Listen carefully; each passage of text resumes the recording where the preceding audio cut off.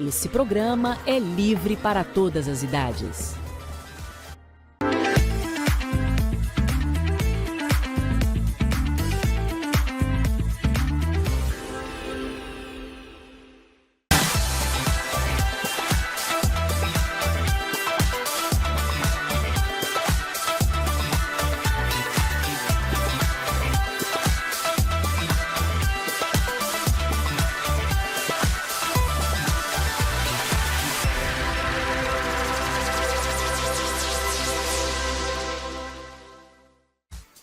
Olá, muito bom dia! Sejam todos bem-vindos, programa do Seu Jeito começando nesta manhã de sexta-feira. Prazer imenso ter o carinho e a audiência de cada um de vocês aí do outro lado. Hoje, o programa numa versão especial. Hoje eu não estarei aqui ao vivo com vocês, mas escolhi a dedo algumas entrevistas para quem não viu ver e quem viu rever, que são entrevistas com informações importantes, necessárias, inspiradoras, com boas histórias inclusive, tá? Então seja muito bem-vindo, seja muito bem-vinda cada um de vocês aí do outro lado. E essa sexta a gente começa com um bate-papo que eu tive aqui com o advogado Rômulo Paiva. Ele é especialista em direito imobiliário. Esteve aqui comigo no dia 23 do mês de julho e conversamos sobre vários direitos relacionados à questão imobiliária. Então, se você pensa em comprar, vender ou alugar, fica ligado nesse bate-papo, até mesmo para você que mora em condomínios ou tem, vira e mexe, uma treta ou uma dúvida em relação à vizinhança.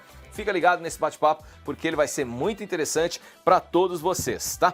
Na sequência, a gente vai conferir a presença do professor de redação e de linguagens, Sávio de Souza. Teve comigo também no mês de julho, no dia 29, e naquela ocasião ele veio falar como você construir uma estrutura vencedora para chegar numa nota super bacana dentro das provas as quais são exigidas conhecimentos, técnicas, foco, sem fugir daquela redação, com palavras-chave que possam ser bem encaixadas e dar uma valorização na sua redação. Então você que presta concursos, você que faz o Enem, fica ligado, esse bate-papo é especial para você. E o programa de hoje, a gente fecha aqui terminando com a conversa que eu tive com o Dr. Yuri Diniz. Ele é angiologista, também cirurgião vascular e endovascular. O doutor esteve comigo aqui no dia 22 de agosto, uma semana depois do dia em que se comemora o dia de combater a questão da trombose e também de prevenir. E ele falou sobre problemas vasculares, problemas nas veias e trouxe principalmente informações importantíssimas sobre os cuidados com as famosas varizes. Então fica ligado aí nesse bate-papo, porque varizes simples, se não cuidadas, podem ser um verdadeiro problema para a sua vida. Confere.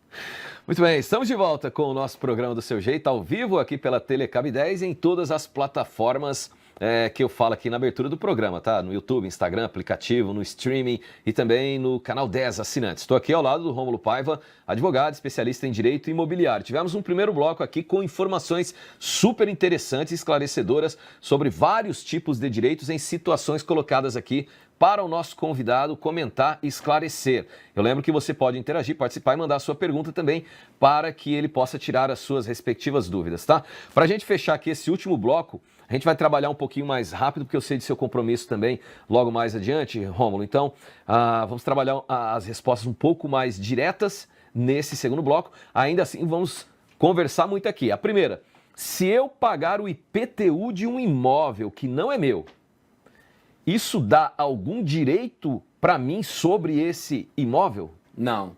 Na verdade, o IPTU, ele é properrem, né? Ele esse é um termo que é utilizado para dizer que ele persegue o imóvel. Então, o IPTU, ele não é da pessoa, ele é do imóvel. Então, se você estiver morando na casa de alguém e estiver pagando o IPTU, talvez seja uma obrigação sua por estar utilizando o imóvel. Só que a obrigação real mesmo desse IPTU é do verdadeiro proprietário do imóvel e não seu, que é um ocupante qualquer. Acontece isso em contratos de locações, e agora no contrato de locação tem que ter a cláusula específica dizendo que é obrigação do locatário pagar o IPTU. Aí você paga o IPTU da casa de outra pessoa. Mas quem é obrigado a pagar o IPTU é o proprietário da casa e o novo, porque o IPTU ele vai perseguindo o imóvel. O não pagamento é tanto que o imóvel é a garantia. Maravilha. Aí nessa situação que você coloca, quer dizer então que se não tiver no contrato, aquele cara que está morando de aluguel não tem a obrigação de pagar. É do dono lá mesmo. Exatamente, exato. Tá, joia. Mas se tiver no contrato e o cara assinou o contrato, ele estava ciente disso, ele tem que arcar com esse pagamento. Cláusula exclusiva da lei do inquilinato. Ele fala que o IPTU poderá ser cobrado, desde que existe em contrato. Maravilha. Vamos a outra situação. Comprei um imóvel financiado, mas ele tem dívidas antigas. Eu sou o responsável por pagar essas dívidas antigas?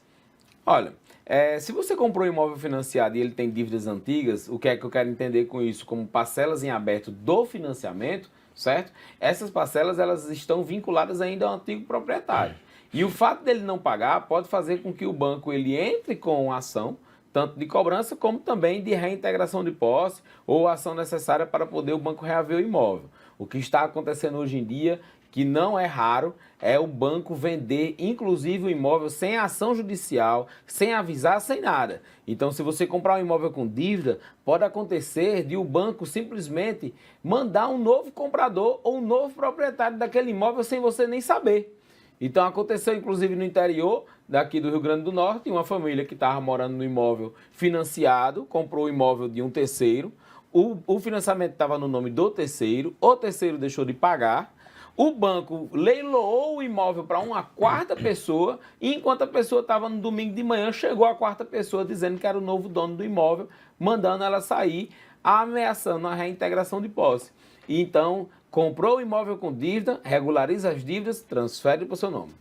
Maravilha. Aqui tem que situação complicada essa aí. Tá vendo? Eu citei o exemplo para entender a pressão. E põe pressão nisso. Já pensou o cara lá num domingo de manhã? Domingo de manhã. Feliz da vida, ouvindo música sertaneja. Sai da minha casa. Chega o cara, cai fora, isso aqui é meu. Mas eu comprei à vista. Resolva-se a quem você pagou. O nome disso até é evicção. É um instituto. Tá legal, vamos lá. Outra situação aqui. Eu vendi um imóvel e o comprador não transferiu. Eu posso ser responsabilizado por dívidas ou problemas futuras. Aqui a gente falou de dívidas passadas, você acabou de esclarecer. E agora dívidas futuras. Eu vendi, eu era dono, vendi, mas não foi feita aquela transferência, averbação, sei lá, essas paradas todas. Eu posso, se o cara lá na frente, que agora é o novo comprador, não arcar com as despesas que ele deveria, se ainda está no meu nome, eu posso ser responsabilizado por essa dívida? Eu vou considerar que essa dívida seja uma dívida de IPTU, ou seja, é necessário fazer a transferência do imóvel. A transferência do imóvel, se for imóvel de escritura pública, ela vai ser feita no cartório, que vai gerar uma guia de ITVI, que você, ao pagar na prefeitura, ele já faz a transferência de nome. Mas escrituras particulares, eles costumam não haver essa transferência na prefeitura. Então, se você comprou um imóvel de escritura particular, certo? Que não tem escritura pública, você vá à prefeitura e faça a transferência. Você, vendedor, também faça a transferência. Por quê? Você que vendeu vai ficar com a dívida no seu nome. A prefeitura vai executar você, vendedor, que não transferiu para o novo comprador. A prefeitura, a CAERN, a COSERN, essa dívida ela primeiro vem para você. Então ela é um problema que inicialmente ele vai ser seu, mesmo que você possa cobrar a quem não pagou. Mas até onde eu entendo é melhor evitar um problema. Então ao vender o imóvel, garanta que tudo tenha sido transferido e o comprador também, porque não é legal você estar utilizando um imóvel que está gerando uma dívida para outra pessoa. Isso aí é uma atitude de bastante má fé e pode gerar prejuízo para você no futuro. Moro de aluguel e o proprietário quer vender. Eu tenho que sair imediatamente? Não. Quando você mora de aluguel, o direito de preferência é seu. Ou seja, se o proprietário quer vender, ele tem que informar a você, que é o locatário, que ele está vendendo o imóvel e por qual valor. Isso tem que ser por escrito e registrado. Se você responder por escrito e registrado que não tem interesse no imóvel, o proprietário tem o direito de colocar o imóvel à venda e, ao vender, comunicá-lo, lhe dando 30 dias para se retirar do imóvel. Tá legal, direto e reto. Comprei um imóvel com vícios ocultos, como por exemplo infiltrações, rachaduras. Eu posso exigir o reparo ou ressarcimento? Pode. Geralmente, se for numa construtora, você vai ter até 5 anos de garantia. Construtoras, certo? Ou seja, você comprou um imóvel na planta, ou mesmo um imóvel modificado ou já usado de uma construtora, tem uma relação de consumo, você tem 5 anos de garantia. Se você comprou de um terceiro, é ideal que você faça logo a revisão, porque o vício oculto, muitas vezes, ele é de novo maquiado por um vício que possa ter existido. Vamos supor, você quando comprou o imóvel não tinha um vazamento na pia da cozinha, mas infelizmente o cachorro passou ali, bateu na pia, criou ali um vazamento, quebrou o cano dentro que criou a infiltração. E você pode achar que foi vício oculto quando você na verdade causou o problema. Considerando 90 dias de prazo, que é o que se dá de praxe para vícios ocultos, né? Eu aconselho você realmente fazer uma revisão no imóvel, assim que você receber, para identificar qualquer problema e comunicar ao vendedor pedindo assim a reparação ou pelo menos a restituição do valor necessário para reparar. Ô Rômulo, em relação a essa questão dos 5 anos, é a partir da data em que você compra o imóvel ou a partir da data em que aquele empreendimento foi lançado? A partir da data da entrega de chaves. Da entrega de chaves, mas se você só veio morar depois? Aí é problema seu que não usufruiu o imóvel naquele tempo. Por exemplo, eu recebi as chaves de um imóvel, certo? E eu nunca fui nesse imóvel, eu aluguei esse imóvel para diversas pessoas e tal, só que sempre teve um vício oculto, que eram apartamentos que sempre teve um vício oculto de uma infiltração embaixo do sanitário da suíte.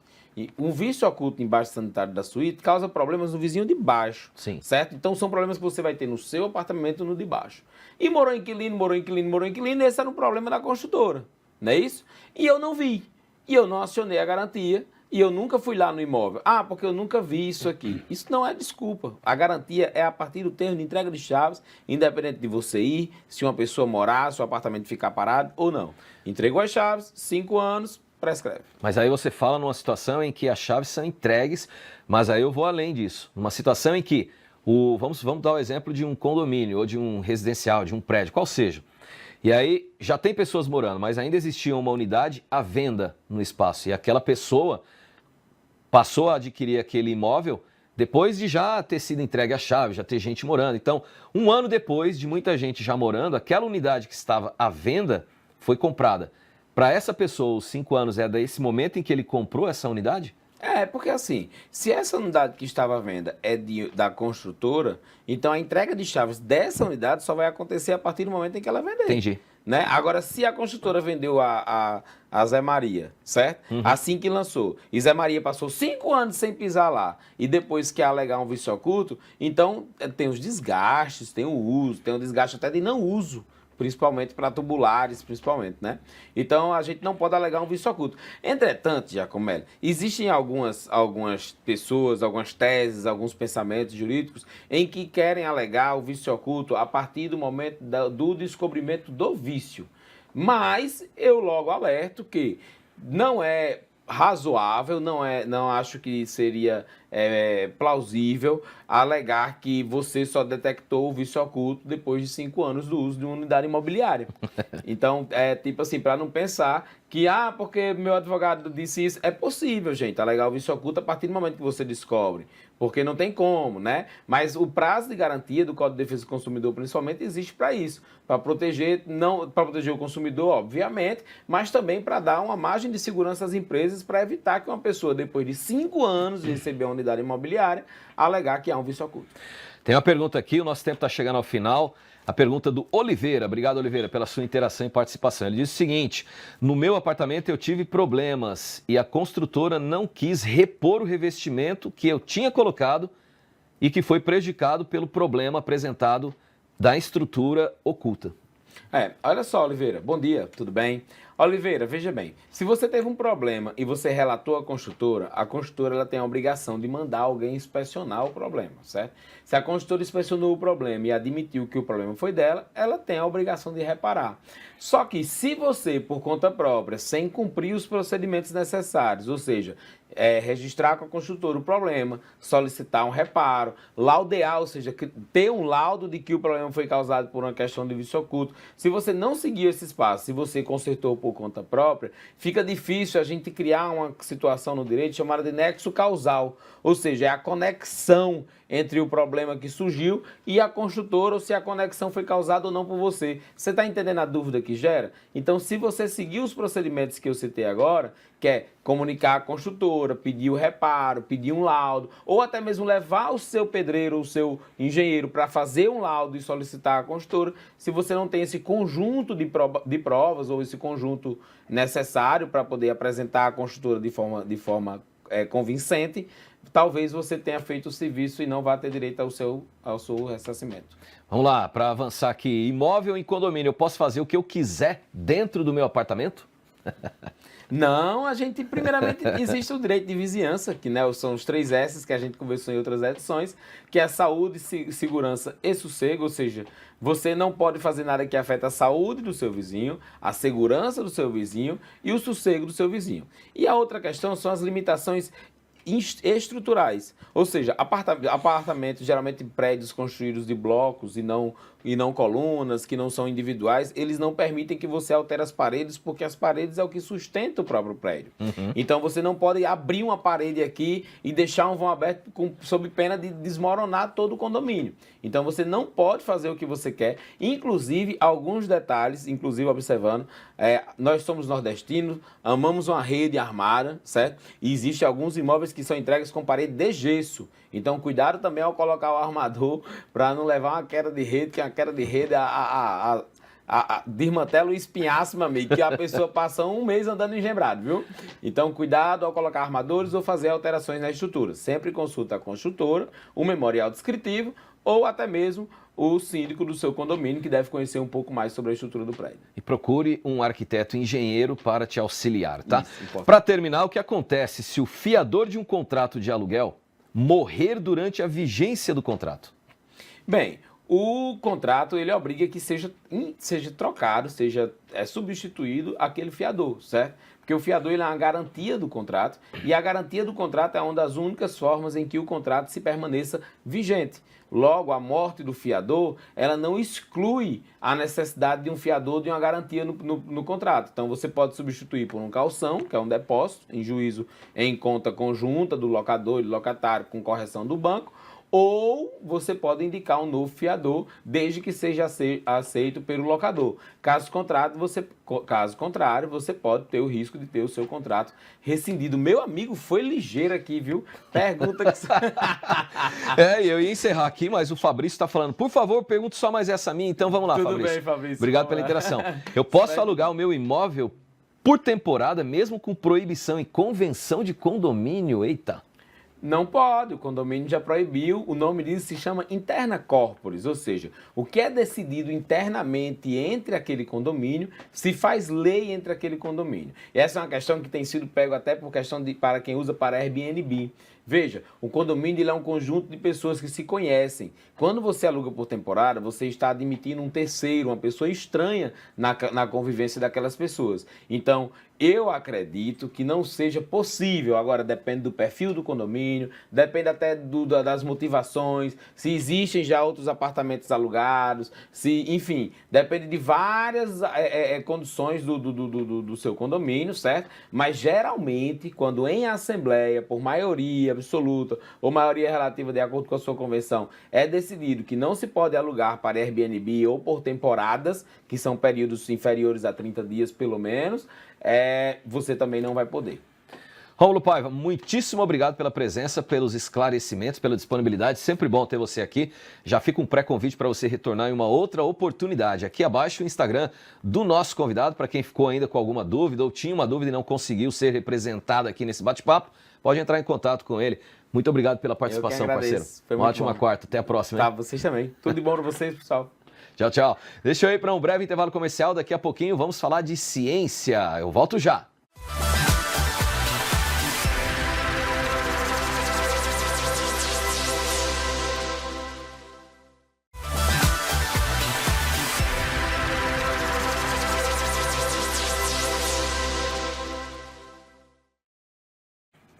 Muito bem, estamos de volta com o nosso programa do Seu Jeito, ao vivaço aqui pela Telecab 10, YouTube, Instagram, aplicativos, canal 10 assinantes. Mais de 110 mil assinantes, Rio Grande do Norte, Ceará, Paraíba, mais de 96 cidades com a presença da Telecab aí pertinho de você. Deixar aqui também meu boa tarde, boa noite para aquela turma que nos vê em outros horários, tá? Antes de bater o papo com o meu primeiro convidado, deixa eu te contar uma coisa que muita gente que trabalha com moda já sacou. E se ainda não sacou, anota aí que é dica boa do Giacomelli para você. Tem duas marcas que vêm ganhando força pelo Brasil inteiro, com peças que chamam a atenção pela qualidade, pelo estilo e por aquele caimento que a gente bate o olho e já sabe que vai vestir bem. Tô falando aqui da MKF Denim, que arrasa na moda feminina, e da Marcos Fortes Jeans, que vem com tudo no masculino. Duas marcas que trabalham atacado, produção própria, autoral mesmo, com peças exclusivas que chegam todas as semanas, sempre com novidades de encher os olhos. Olha, é impressionante como o acabamento, conforto e a pegada moderna fazem a diferença na hora da venda. Sabe aquelas peças que o cliente experimenta e não quer mais tirar? É tipo aqui o Giacomelli. Todos os dias eu estou usando peças da Max Forte Jeans Mossoró aqui no programa. Look completo, calça, camisa. São peças em jeans, peças com cortes de alfaiataria, gola polo, tradicionais, com estampas, sem estampas, as camisas como essa que eu estou usando aqui. O bacana dessas camisas aqui mais clássicas, mais casuais, é porque ela só tem, ó, um pequeno detalhe no bolso, não chama, não rouba muito a atenção. E ela tem o cotton na sua composição, o que deixa um caimento muito mais acertado para o seu corpo. E as calças também possuem ou lycra ou cotton para dar esse caimento também. E o melhor, hein? Essas lojas estão aí conhecidas em todo o Brasil e tem unidades aqui pertinho da gente. Aqui em Mossoró, por exemplo, você encontra a Marcos Forte Jeans. Fica na rua Frei Miguelinho, no centro da cidade, número 348. São roupas que já vou adiantando, hein? Chega pronta para você vender, negociar e mudar o jogo. Conheça a loja, rua Frei Miguelinho, centro da cidade, número 348, Centro Mossoró, ali pertinho do Oasis e daquela lotérica que tem naquela região por ali, tá joia? Dado este recadinho, tá na hora agora de bater um papo com meu amigo e sempre muito bem-vindo, advogado Rômulo Paiva, especialista em direito imobiliário, hoje está aqui com a gente para esclarecer as mais variadas dúvidas relacionadas a esses tipos de direito. Bom dia, Rômulo, seja bem-vindo ao programa, sempre bom te ter aqui, hein? É sempre bom estar aqui, bom dia Giacomelli, bom dia telespectadores do programa Do Seu Jeito.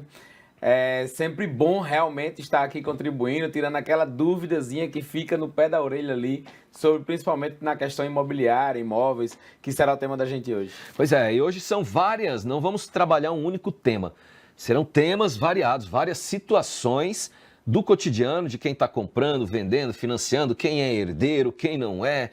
Tudo isso a gente vai envolver um pouco aqui nesse nosso bate-papo e eu começo com uma pergunta que fala justamente sobre questão de herança. Se herdei um imóvel, eu posso vendê-lo mesmo que não esteja com o inventário concluído? Entendi. Olha só, herança é uma coisa, primeiramente, para que os telespectadores entendam, a herança é uma coisa que vai atingir todas as pessoas que tiver realmente, obviamente, a constituição de uma família que tem algum bem ali, certo? Então, em algum momento você vai precisar dessa informação que a gente vai conversar sobre aqui agora. Veja bem, a herança, ela realmente tem que passar por um processo de inventário. Quando alguém vai a óbito, né, e deixa algum bem, deixa um imóvel, por exemplo, para 3 irmãos, vamos usar o exemplo de 3 irmãos. Esses imóveis, eles ficam flutuando aqui, eles ficam em face do espólio, certo? Então, ele nem é do irmão A, nem do irmão B, nem do irmão C. De quem é que ele é?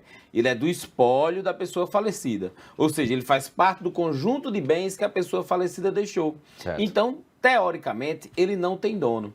Acontece que é muito comum, principalmente para quem está assistindo, já deve ter se deparado com isso. É muito comum que, em inventário, os próprios herdeiros que tem, a gente herdou uma casa de tia Joaninha.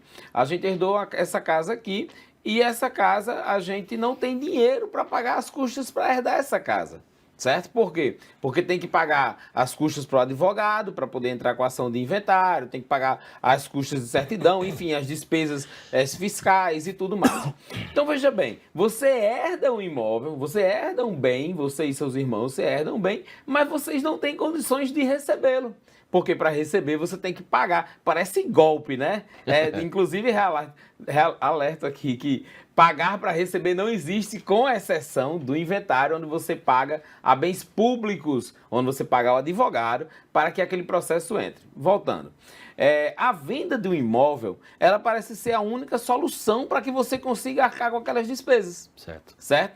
Então, legalmente, o bem, você não pode vender um bem que não é seu, que é o espólio ali, certo? Entretanto, acontece muito dos herdeiros, em comum acordo, sem nenhum sendo contradizente, ou seja, todos concordando com isso, certo? Eles vendem um imóvel a um terceiro, onde geralmente a transferência total desse imóvel ele fica vinculado à quitação justamente das despesas, de tudo mais, da garantia de que o imóvel vai cair para os herdeiros e, obviamente, a transferência fica no final do processo de inventário. Certo. Então, a pergunta foi, eu posso vender um imóvel que eu herdei antes de fazer o inventário?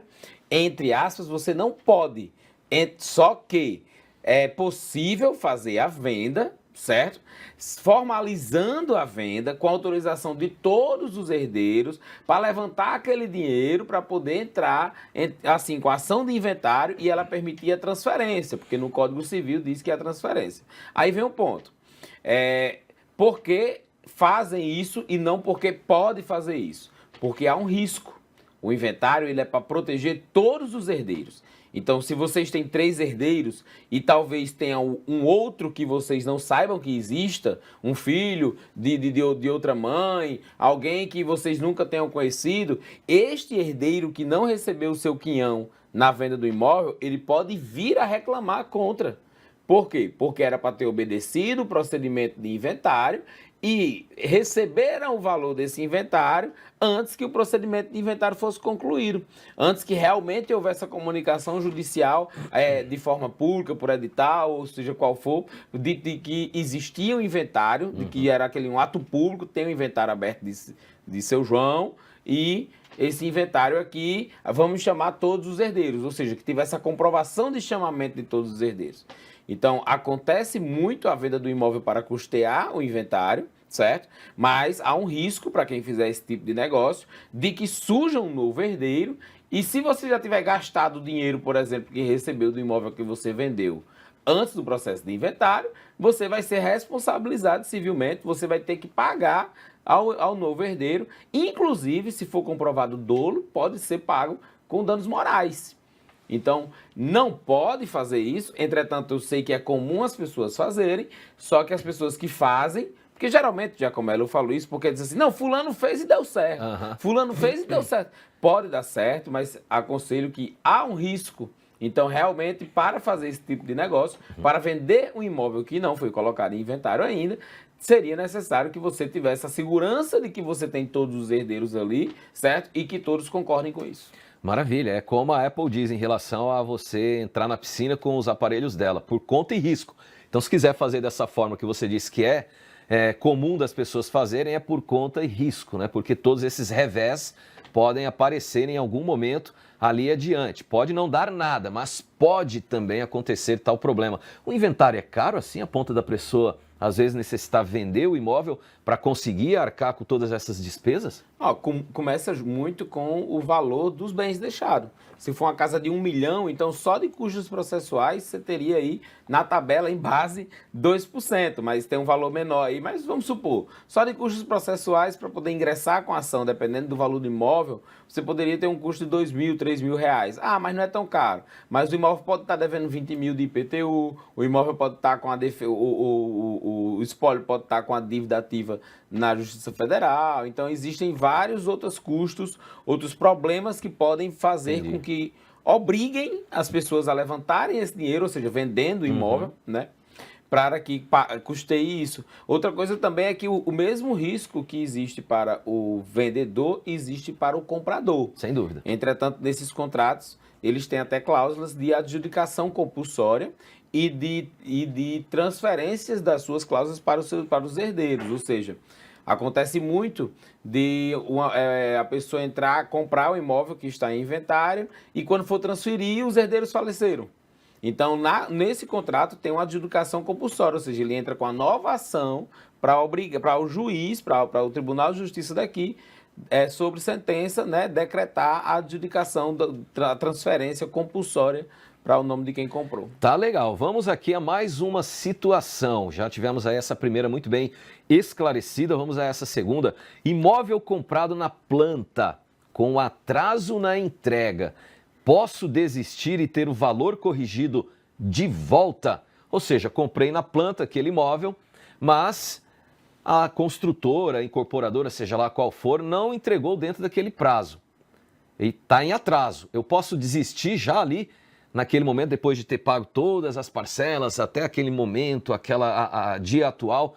Eu posso desistir porque não recebi dentro da data? Pode. Vamos lá. Primeiramente, eu acho que é interessante a gente falar uma situação, o que é um alerta, na verdade. O imóvel, quando você compra na planta, você está comprando um imóvel que ele não existe ainda. Você está comprando a ideia do imóvel. Então você está... Isso parece assustador, viu? Parece assustador. Mas você está apostando na construtora que está vendendo aquela ideia. Então, tipo, ele chega para você com a planta, com a maquete, com a coisa mais linda do mundo, com um plano de financiamento, e ele apresenta para você aquela ideia que é genial. Nossa, o preço está muito bom e tal, né? Vamos aqui fechar contrato agora. Então, a primeiro alerta que fica nessa situação, certo? É que pesquise bem a qual construtora você está apostando na ideia. Então, se é uma construtora que ela já tem experiência de mercado, eu não estou querendo puxar farinha para o saco de ninguém, porque tem novas construtoras boas, mas é bom você pesquisar bem para você saber se tem solidez naquele negócio, certo? Então, vamos supor que é um negócio sólido, que é uma construtora boa, que você fez todas essas pesquisas e você resolveu investir naquele imóvel na planta. Certo. O contrato, ele é um acordo. Você tem a sua obrigação de fazer o pagamento naquelas datas, é tanto que se você não fizer, você não pagar, você vai ser penalizado em mora, em juros, enfim, qualquer outra coisa, até mesmo na rescisão do contrato. Se você não pagar por um determinado tempo, o contrato ele vai se rescindir, ele vai deixar de acontecer. Agora imagine, da mesma forma se obriga a construtora a entregar o imóvel naquele prazo. Então, se a construtora não entrega o imóvel naquele prazo, é parecido com não pagar naquele tempo. Não Certo. entregou no prazo, rescinde o contrato, não pagou na prestação, rescinde o contrato. Direitos iguais. E direitos iguais. Então, quando você compara dessa forma que a obrigação que tem para um tem a obrigação para o outro, você já entende que é fácil rescindir um contrato de um imóvel na planta que não foi entregue na data. Entretanto, fique alerta para muitas situações. Tem construtoras que fazem a reunião, tipo uma pré-assembleia de compradores, e eles pedem mais prazo. Eles dizem que atrasou o material, a fábrica não mandou o cimento suficiente, e vamos precisar de mais prazo de 6 meses. E aquela assembleia de compradores, ela acaba concordando com essa dilação de prazo, com esse aumento de prazo.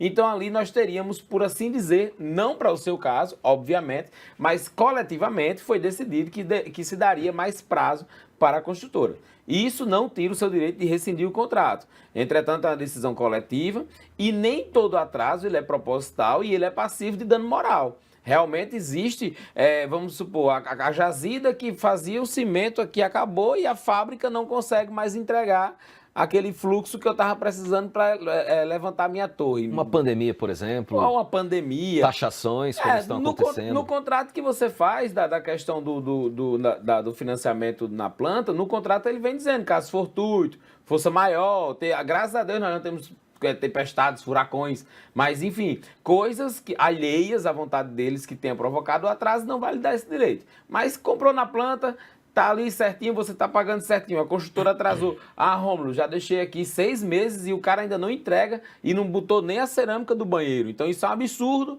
Você pode não só rescindir o contrato, como também cobrar perdas e danos. Ou seja, o tempo que você pagou de aluguel, quando era para você estar morando na unidade sua. Tá entendendo? Os gastos que você teve, que você fez móvel planejado e os móveis planejados foram perdidos. Então, tudo isso aí também está atrelado ao cancelamento do contrato por atraso na construtora. Hoje eu vejo poucos casos dessa situação, pelo menos para mim chegam poucos casos, né? E eu acredito que com a tecnologia as construtoras estão conseguindo fazer um planejamento de obra melhor. É verdade, inclusive aqui na cidade de Mossoró, muitas das construtoras que atuam entregam até antes daquele prazo mencionado ali no contrato. Muito bem esclarecido, então, você por dentro dos seus direitos. É verdade que posse prolongada pode virar propriedade, o famoso uso capião, mesmo sem pagar? Não sei se a pergunta ficou clara aqui para você. A posse prolongada pode virar uso capião? Pode. Olha só. Na verdade, não é bem a posse prolongada. O uso capião, ele é uma ação de aquisição originária. O que é que eu quero dizer com isso? É que quando você faz uma escritura, quando você compra um imóvel, lá na sua escritura tem a certidão de inteiro teor, é um documento do imóvel, né? A ficha do imóvel, ele vai dizer para você quem foi o primeiro comprador daquele imóvel, quem foi o segundo, do segundo passou para fulano, de fulano passou para você, que é o novo comprador do imóvel que comprou por tudo. Então, aquele imóvel ele tem uma história contada dos compradores anteriores, certo? E que ele mostra-se ali no documento, na escritura do imóvel, toda a história dele, de quem passou para quem passou até onde hoje está. Deixa eu abrir um parênteses aí, mantenha o seu raciocínio, Certo. por favor, Rômulo. Mas muitos imóveis estão irregulares. Todos os imóveis têm essa história ou pode existir imóvel que não consiga ter essa precisão ou informações? Perfeito. O Código Civil ele diz que toda propriedade de imóvel só é aquela que tem escritura pública. É um artigo simples. Você só é dono do imóvel se ele tiver escritura pública. Mas em Mossoró é comum a gente se deparar com esse tipo de empreendimentos. Inclusive os antigos eram empreendimentos que as pessoas faziam loteamentos ao bel prazer, do jeito que vinha na cabeça, e vendia os lotes e depois vendia as casas, e o terreno não tinha sido feito loteamento, não tinha sido registrado na prefeitura, não teve nenhum dono original, aí é onde eu vou chegar. A história do imóvel, certo? E tem imóveis sem documento que ele não tem história. Certo. Para os dois imóveis, existe um instituto chamado usucapião. A usucapião, você pode ter uma aquisição originária. Então, veja, o imóvel que tem aquela toda historinha ali, aquela história vai para o lixo e quando você consegue a usucapião, você vira o primeiro dono. E o imóvel que nunca teve história, você vira o primeiro dono. Então, a usucapião é uma aquisição, é uma forma de você adquirir um imóvel de forma originária. É como se o imóvel nunca tivesse existido e ali surgiu aquele imóvel no seu nome. Entendeu? Então, tipo assim, ele apaga tudo que houve e o que não houve e cria uma nova história.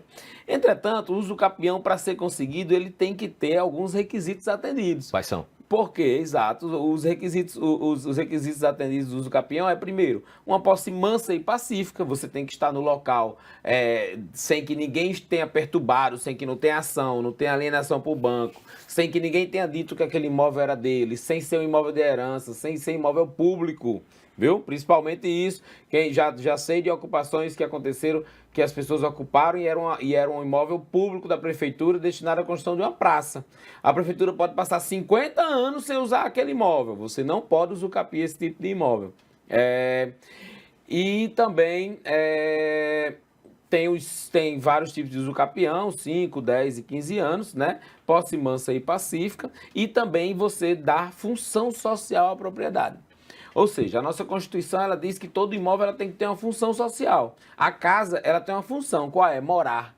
Se ninguém morou nessa casa por 10 anos, ou se tem uma pessoa morando nessa casa por 10 anos e o dono nunca veio nessa casa, nunca reclamou, nunca interrompeu a posse mansa e pacífica, então disse que quem está lá morando na casa deu função social à casa, que é a de oferecer abrigo, e com essas características ele pode entrar com a ação de usucapião, dizendo, olha, essa casa aqui, quem fez ela ser casa fui eu. Por 10 anos não veio nenhum dono, ninguém sabe quem é o dono. É tanto que muitos dos usucapiões são por pessoa incerta, né? E existe também os usucapiões para o pessoal que está assistindo, para vocês que compraram imóvel particular, principalmente, né? Existe esse usucapião que você transforma a sua escritura pública, por assim dizer, ou particular, em uma escritura pública. Então você está naquele imóvel há muito tempo, você faz ali os registros com o engenheiro dos azimuths, dos vértices, não está em área pública, você está lá há mais de 10 anos, você tem um contrato de compra e venda que mostra mais de 10 anos e outros comprovantes, você pode entrar com a ação de usucapião e garantir que aquela terra seja sua para sempre, para impedir que apareça um novo comprador ou um novo dono, né, dizendo que aquela terra ali é dele e não sua. Maravilha, Rômulo. A gente vai fazer uma paradinha aqui para um intervalo comercial. Na volta, outras situações. Se você estiver aí nos acompanhando, quiser trazer a sua dúvida para o nosso convidado, fica à vontade, tá? Pode ser pelo @DoSeuJeitoTV, nosso Instagram do programa, pode ser no @Telecab10, o Instagram da TV, ou mesmo nessas transmissões simultâneas ao vivo. Pode ser aí no YouTube e no Instagram. Estamos ao vivo também nessas plataformas digitais, tá joia? Voltamos já, fica por aí.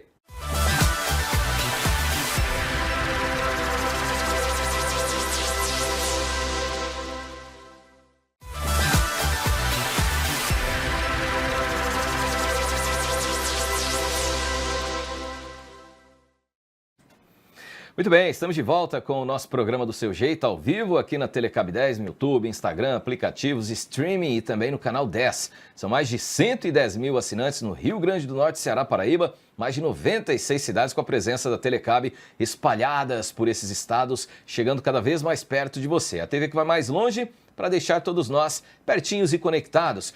Antes de bater o papo com o meu primeiro convidado, tem coisa melhor do que começar o dia se sentindo bem, leve, com a autoestima lá em cima? Não tem, né? Pois é, assim é o jeito que eu venho todo dia aqui para o programa, porque estou chegando com um look novo, confortável, estiloso e com a minha cara. E tudo isso graças à parceria de apoio e de sucesso com a Max Forte Jeans aqui na cidade de Mossoró. A Max Forte está voando na moda masculina, peças que vestem com personalidade e elegância sem perder aquele toque descomplicado que a gente adora.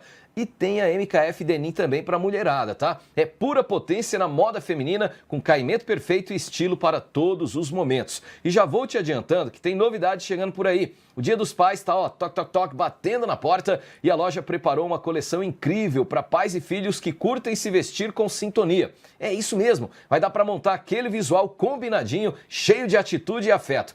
E em breve tem um evento especial na loja, tá? Para receber todo mundo com música, cafezinho, boas energias e, claro, muitas novidades nas araras. E olha só, toda semana tem peças novas chegando, e é sério, tá? Cada vez que você passar por lá, vai ver que parece ser uma outra vitrine, sempre atual, sempre surpreendente. A loja fica na rua Frei Miguelinho, 348, centro de Mossoró. Quer uma dica? Dá uma passadinha lá, prova, sente o tecido, olha o espelho e depois me conta se não dá vontade de levar tudo. Dado o recadinho aí da nossa apoiadora Max Forte Jeans, está na hora de bater um papo com o meu convidado, o professor Sávio de Souza. Bom dia, professor, tudo bem? Bom dia. Prazer recebê-lo aqui no nosso programa. Hoje vamos conversar sobre redação, vamos conversar sobre escrita, interpretação, tudo isso que é necessário para você que é concurseiro, para você que vai fazer prova e para o seu dia a dia mesmo, quando você quer escrever, expressar suas opiniões, é sempre muito importante você dominar técnicas, entendimento e compreensões. Se existe uma coisa que eu percebo que acontece muito, professor, na internet, é a falta de interpretação, o que gera até alguns desgastes por parte de pessoas discutindo por não compreenderem o que se foi escrito. Essa questão da escrita, eu vou até direto ao ponto com você, a minha primeira pergunta. É dom ou é treino? Bom, primeiramente, bom dia a todos, né, que estão assistindo o programa. Quero agradecer a oportunidade de poder falar um pouco sobre o trabalho, sobre o projeto social que eu iniciei. E com relação à escrita, essa discussão é bem interessante porque a escrita ela nada mais é do que uma habilidade, né? E toda habilidade ela é treinada e treinável. Se você tem a capacidade de escrever bem, é porque você sempre se deteve a se prestar a exercícios de habilidade de escrita. Então, não existe uma máquina que possa processar, no caso do homem, né, todas as habilidades de uma forma que não seja treinada. Então, nesse caso, a escrita é da mesma maneira. Quanto mais você pratica, mais você consegue desenvolver melhor. Então, técnica, repetição, leitura crítica são elementos fundamentais para se ter uma boa escrita. Desenvolver essa que é uma das habilidades do ser humano. Com toda certeza. A leitura e a escrita são questões que andam juntas, elas não podem ser desacompanhadas. Quanto mais você lê, mais você tem capacidade de raciocinar rapidamente e consegue processar também estilos de escrita, inclusive imitar escritores que você gosta. Então é interessante isso. É interessante porque a gente pode olhar que é uma musculação para o cérebro. Com toda certeza. Como uma prática, por exemplo, em natação, você não aprende a nadar se você não nadar. Verdade. Você não aprende a escrever se você não escrever, né? E quando se fala escrever, é a escrita ali mesmo com caneta, com lápis, o que seja? Ou essa escrita dentro desse mundo conectado pode ser através dos teclados também? Então, são habilidades que elas são semelhantes, mas não são a mesma coisa. Porque a escrita cursiva, ela exige o traço fino do ser humano, né? Essa habilidade de você poder desenhar. E esse mundo digitalizado, ele afasta um pouco mais as pessoas dessa capacidade de ter esse traço fino.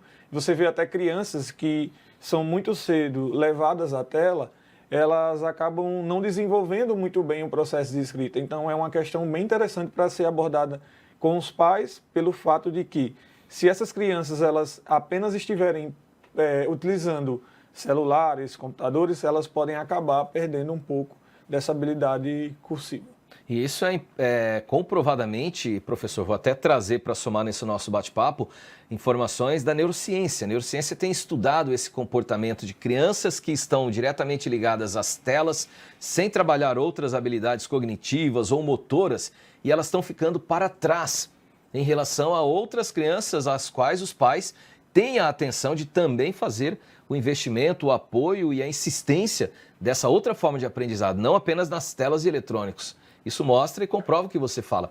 É importante realmente que isso seja trabalhado. Por mais que o eletrônico faça parte hoje em dia da vida de todos nós cada vez mais cedo, não podemos deixar a outra forma tradicional e é aquela que vai realmente trabalhar a nossa evolução. Com toda certeza. O processo de digitar, ele exige menos esforço motor e, portanto, você tem o menor uso, digamos assim, de habilidades que envolvem o desenvolvimento do traço fino da criança ou do adolescente. E outra parte interessante, professor, é que eu vejo que muitas pessoas acabam levando para o lado profissional, e aqui eu já estou saindo da fase infantil e entrando na adolescência, adulta e jovens profissionais e até profissionais mais tradicionais, as abreviações que nós costumamos usar dentro de uma conversa de WhatsApp ou de Instagram, seja lá qual for. Pessoas que em um e-mail corporativo, um e-mail profissional, acabam abreviando palavras. Ao invés de escrever você, coloca V e C. E essas abreviações, num levantamento da Forbes, que é uma revista mundial e que fala muito desse lado dos negócios e empresas, tem causado até problemas de posicionamento de profissionais no mercado. Daí a importância da gente ver o quanto que não podemos ficar presos apenas às tecnologias e essas novas formas de se comunicar, de abreviações e emojis, por mais que façam parte do dia a dia. A internet ela trouxe essa novidade para o processo de variação linguística, que como o mundo ele globalizado ele exige essa rapidez, então a língua ela precisa se adaptar a esse processo de velocidade na comunicação. Então, na comunicação escrita, as abreviações elas surgem em função justamente dessa necessidade de trocar mensagens mais rápidas, né? Só que isso impacta de alguma maneira no processo de escrita. Não é incomum você ver redações de alunos de ensino médio em que há a presença de abreviações, do uso de VC e outras formas que não são aceitas pela gramática normativa enquanto linguagem formal. Professor, na sua vasta experiência, o que você poderia compartilhar para a gente em relação ao que mais trava aquele estudante na hora de começar uma redação?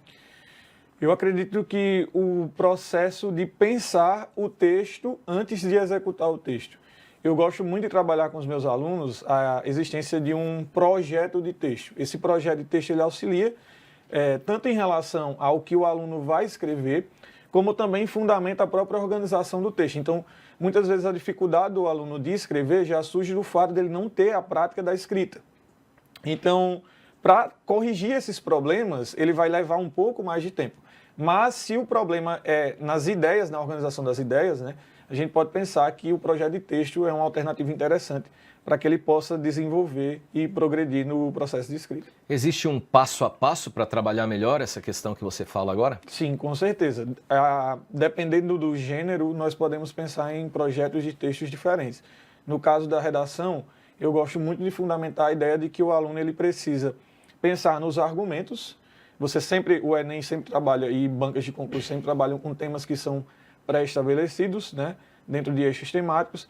Então, o aluno ele precisa ter teses, que são esses argumentos que vão guiar esse processo de escrita. A partir das teses, ele consegue pensar todo o restante do texto, seja em relação ao uso de repertórios, que seriam citações de outros pensadores, etc, etc. Então, talvez o projeto de texto seja um caminho interessante para quem tem essa dificuldade de iniciar o processo de escrita.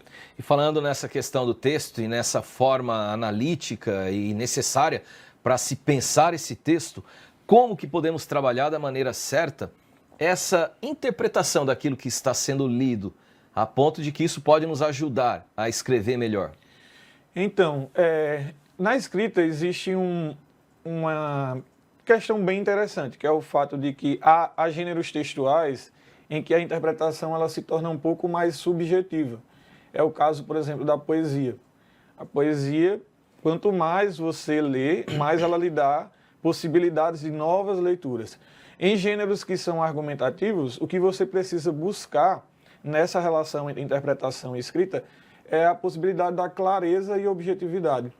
No caso de redações ou artigo de opinião que envolvam esses gêneros que são mais de base argumentativa, você tem que procurar sempre analisar fatos e trabalhar fazer com que esses fatos eles sejam vinculados àquilo que você defende como ponto de vista. E evitar, obviamente, através dessa clareza, do uso correto da gramática normativa, que surjam novas interpretações, porque no caso de gêneros argumentativos, não é ideal que você dê essa possibilidade de ambiguidade. A poesia, sim, porque a poesia, por ser um gênero literário, tem a noção de liberdade de expressão e a capacidade de leitura, até a capacidade do leitor de participar do processo interpretativo do próprio texto. Pode ser, então, que a forma que alguém escreve está de uma maneira não tão clara a ponto de causar uma dificuldade de interpretação? Com toda certeza. Com toda certeza. Muitas vezes uma construção sintática, uma frase escrita de maneira errada, uma organização mal feita de um texto, pode levar a uma má compreensão. Ou muitas vezes o aluno, no caso pensando na escrita mais técnica, argumentativa, o aluno ele quer dizer uma coisa e ele escreve outra. Que é muito comum isso, porque o aluno ele sente que precisa agradar de alguma maneira no processo de escrita e ele acaba transformando a sua escrita naquilo que ele desejaria falar e não aquilo que de fato ele quer dizer.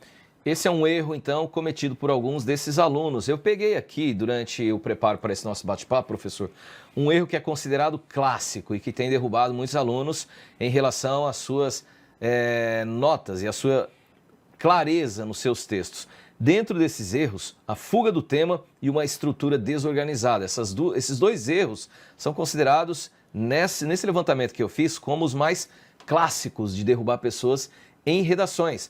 Você concorda ou você tem uma opinião diferente em relação a esses erros aqui apontados? Com toda certeza, a fuga ao tema, no caso da grade de correção do Enem, né, a banca de correção do Enem, ela considera como um texto passível de ser anulado.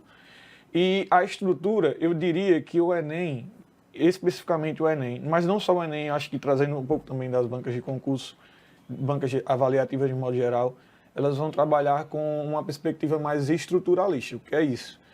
Ela vai olhar para o texto e observar aquilo que atende ao que a grade de correção almeja como nota máxima. Então, se o aluno ele não adapta o texto à forma como a banca observa, né, ele também tem esse problema em relação à estruturação. Eu diria que a estrutura é a parte principal do fundamento do texto, e com relação à fuga ao tema, né, a capacidade justamente de leitura alinhada ao processo de escrita.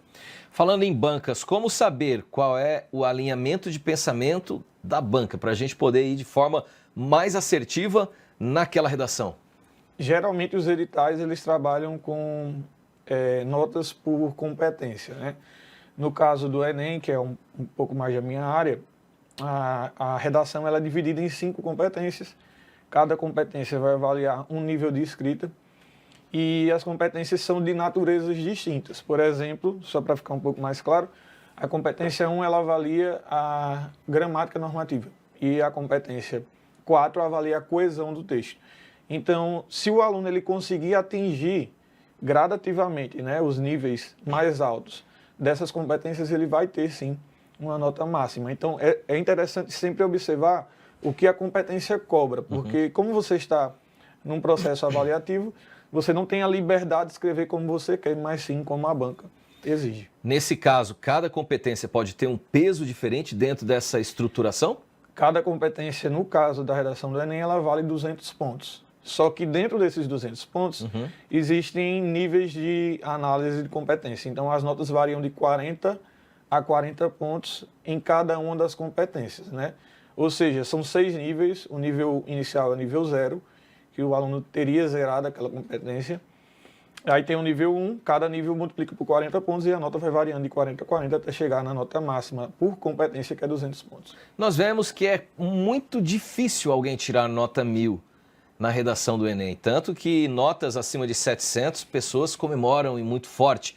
Em seu Instagram eu pude ver que você tem diversos alunos que ultrapassaram a nota dos 900 pontos, 920, 960, 940. Nós temos até imagens de alguns desses alunos que a gente deu uma pincelada lá no Instagram do professor. Está ali, ó, essa aluna, por exemplo, 960 na redação, o que é uma média altíssima, se a gente analisar isso em termos de Brasil.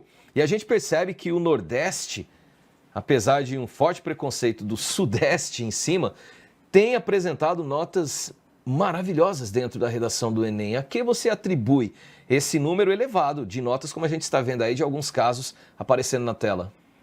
Bom, primeiro eu atribuo isso à competência dos profissionais, porque há um processo de desenvolvimento muito forte na área de escrita. Pelo menos aqui na cidade de Mossoró a gente percebe que existem muitos cursos preparatórios e os profissionais são muito atentos à forma como a banca avalia. Mas também nós temos um crescimento na taxa de leitura entre esses jovens de ensino médio, principalmente porque o Enem é uma prova que exige um alto nível de leitura pela extensão das questões, etc. Então, tudo isso são habilidades que juntas, naturalmente, elas podem trazer uma nota máxima, né? É um ponto interessante a ser abordado em relação a essas notas. Daqui a pouquinho a gente vai conversar no próximo bloco sobre o projeto social que o professor tem. Vamos conhecer melhor esse projeto, quem pode participar, como é o perfil dos participantes desse projeto. Já já a gente vai destrinchar muito bem esse projeto, mas eu não poderia aproveitar deixar de aproveitar os conhecimentos do professor Sávio aqui com a gente para trazer também essas outras informações bem importantes para todos vocês que estão aí nos acompanhando. A Denise está participando com a gente e ela diz que ela tem uma mente muito criativa e viu quando você falou da questão das vezes alguns alunos quererem escrever para se agradar. E ela pergunta como fazer essa criatividade que ela tem na cabeça na hora de escrever ficar equilibrada em sintonia com o que se pede. Bom, o primeiro ponto que eu diria é pensar na estrutura que vai ser exigida pela grade de correção. Então, acho que a criatividade pode ser explorada dentro de certos limites, se um texto ele exige que haja limites. Principalmente quando nós pensamos em processos avaliativos, porque eles vão exigir competências e habilidades que são necessárias para a nota máxima. Então, para ela conciliar essa criatividade, ela precisa considerar aquilo que a banca vai exigir como padrão mais alto de avaliação. E eu acredito que a criatividade ela pode ser explorada na forma como o uso do repertório vem de maneira produtiva dentro do texto, porque essa é uma questão que é muito visada nas redações, que tem notas 1000, né? Se você analisar, os repertórios são mais criativos. Eles têm uma característica, por exemplo, de serem autores brasileiros. A banca gosta de avaliar isso. E tem outras questões também, como, por exemplo, a excelência na gramática normativa. Então, a criatividade pode ser explorada na organização, mas dentro dos limites que a banca vai exigir como processo avaliativo. Maravilha. Denise, obrigado pela sua interação. Tá? A gente vai fazer uma paradinha aqui para o intervalo comercial. Na volta, vamos falar do projeto social. Outras perguntas que forem chegando, a gente traz também para que o professor Sávio possa esclarecer para você aí em relação à sua dúvida. Voltamos já.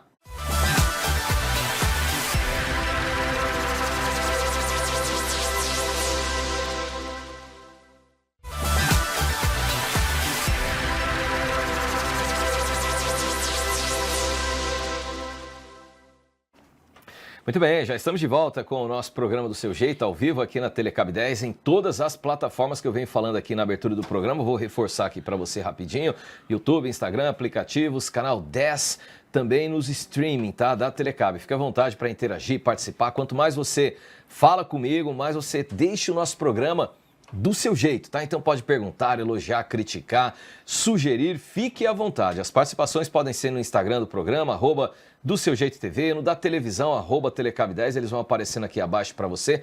Aí mesmo nessa transmissão simultânea, tanto no YouTube quanto no Instagram, tá? Fique à vontade, a gente adora quando você interage, quando você participa. Professor, você tem um projeto educacional, social. Esse projeto, vamos falar um pouquinho dele? Surgiu quando? Qual o objetivo principal? E quem pode participar dele? Bom, o projeto social ele surgiu em 2022. A intenção era pegar alunos da escola pública, levando em consideração que existe uma discrepância entre o ensino privado e o ensino público, não só na cidade de Mossoró, mas no Brasil inteiro, né? Esse projeto ele surgiu justamente com a intenção de apresentar uma assistência a mais, porque a gente sabe que os profissionais da escola pública também trabalham nessas áreas, assistência a mais na área de redação, principalmente, ele ocorreu no primeiro ano. Na verdade, nos anos que nós iniciamos, né, em 2023, 2024, nós fizemos online. E a intenção era desse projeto criar um curso de redação. Futuramente, hoje nós já temos um curso de redação voltado para essas duas áreas, tanto redação como linguagens.